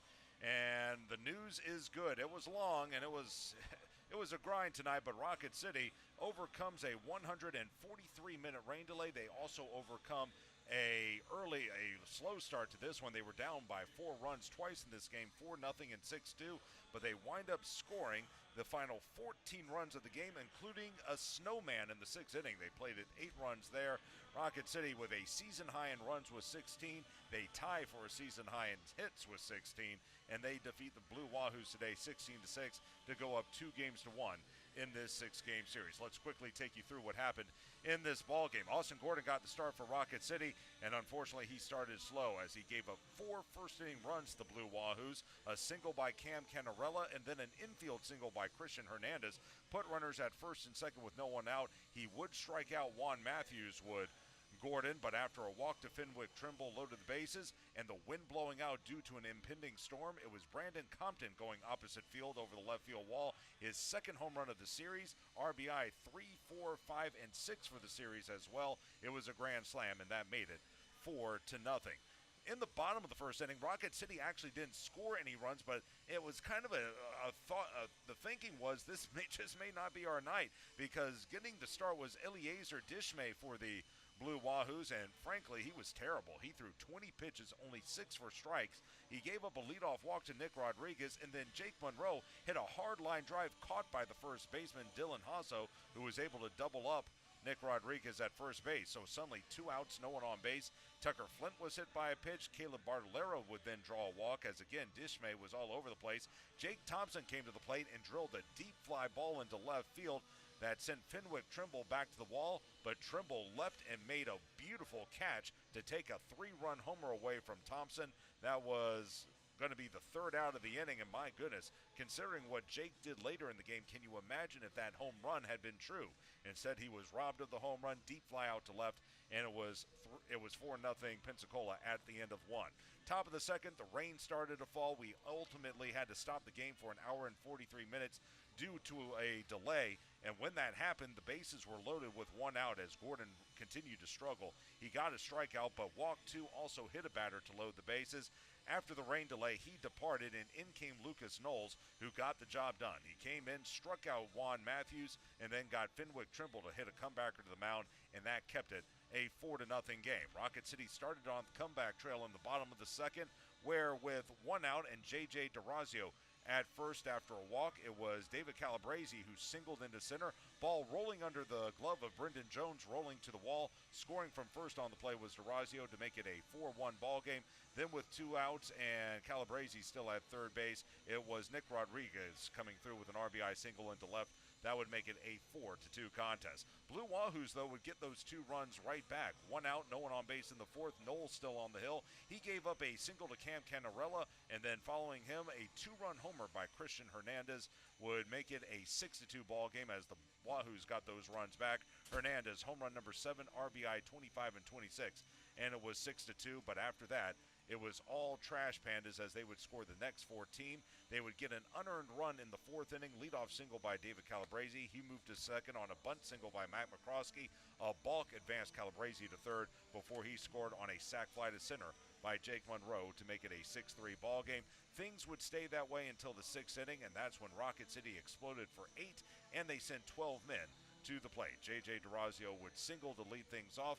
He would go to second on a walk to David Calabrese, another walk to Mac McCroskey. All of this against Levon Reynoso would load the bases with no one out. Leaving was Reynoso. In came Colby Martin, and Martin would give up a RBI single to Nick Rodriguez. That would bring in DeRazio and make it a 6-3 ball game. A 2-run single by Jake Monroe would follow, scoring Calabrese and McCroskey. That would make it a 6-5 ball game, and then Tucker Flint stood in. He would rope a single. That would bring in Nick Rodriguez, making it a 6-6 contest. Rocket City on the doorstep. Caleb Bartolero would follow with a walk, which loaded the bases, and then Jake Thompson came to the plate, the former Blue Wahoo, making his initial appearance with Rocket City this week, only his 2nd game with the Trash Pandas. He would belt a grand slam home run over the right field wall. He's got 2 professional grand slams in his career, both in this ballpark, one with Pensacola and now one for Rocket City. That home run is first of the year, RBI 4, 5, 6, and 7. And again, he was robbed of a home run as well. And that would make it at that point, let's see, that was the 8th run of the inning, and that would make it a 9-10, 11 to an 11-6 ball game after that grand slam by Thompson. Rocket City would just add on from there. In the 7th inning, 1 out, Jake Monroe would double. By the way, Jake finished with 3 hits on the night. 2 of them were doubles. He would double, and then with 2 out, he would score on an RBI double by Caleb Bartolero. Bartolero would then score on another RBI double for Jake Thompson, who again finished with 5 ribbies for the game, and then Rocket City got 2 unearned runs in the 8th inning.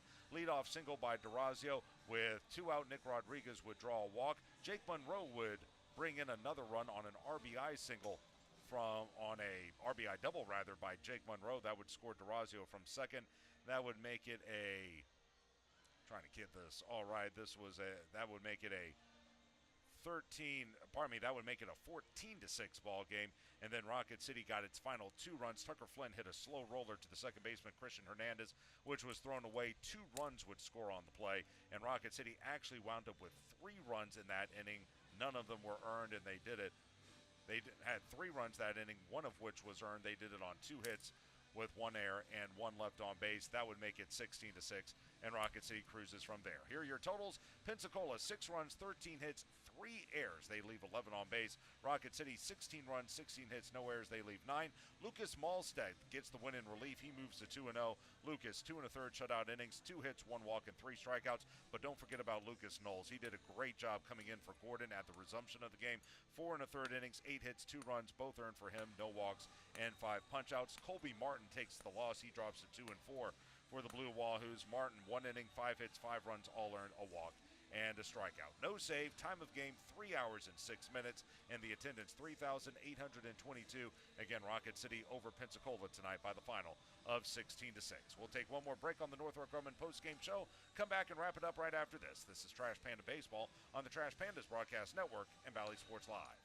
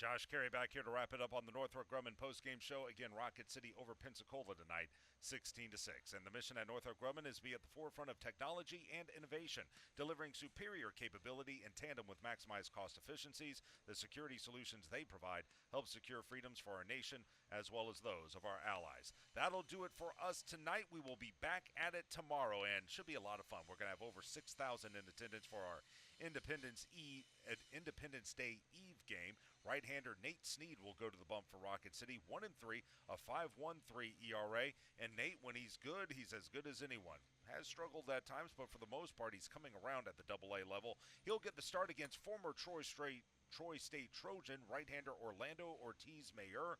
Mayer 2-2, a 6.45 ERA. Let's see if the bats can continue to do what they did tonight and see if Rocket City can go up 3-1 in this 6-game series. Again, Rocket City and Pensacola tomorrow. Love to have you here at the ballpark. It's going to be a fun atmosphere. But if you can't join us here, join us on Talk Radio WZZN or ESPN 97.7 The Zone for all the action. Trash Pandas and Blue Wahoos in Game 4 of 6. Special thank you back at Mission Command again tonight for all the hard work from Daniel Williams. Daniel, great job. Long night. Thank you for all you do. And, of course, thank you to all of you for listening to Rocket City Trash Pandas Baseball. Again, your final score on this winning night, it's the Trash Pandas over the Blue Wahoos by the final of 16-6 for Daniel Williams and for Chris Harris and for everyone with the Rocket City Trash Pandas. This is Josh Carey saying so long, everybody. This has been Trash Panda Baseball on the Trash Pandas Broadcast Network and Valley Sports Live.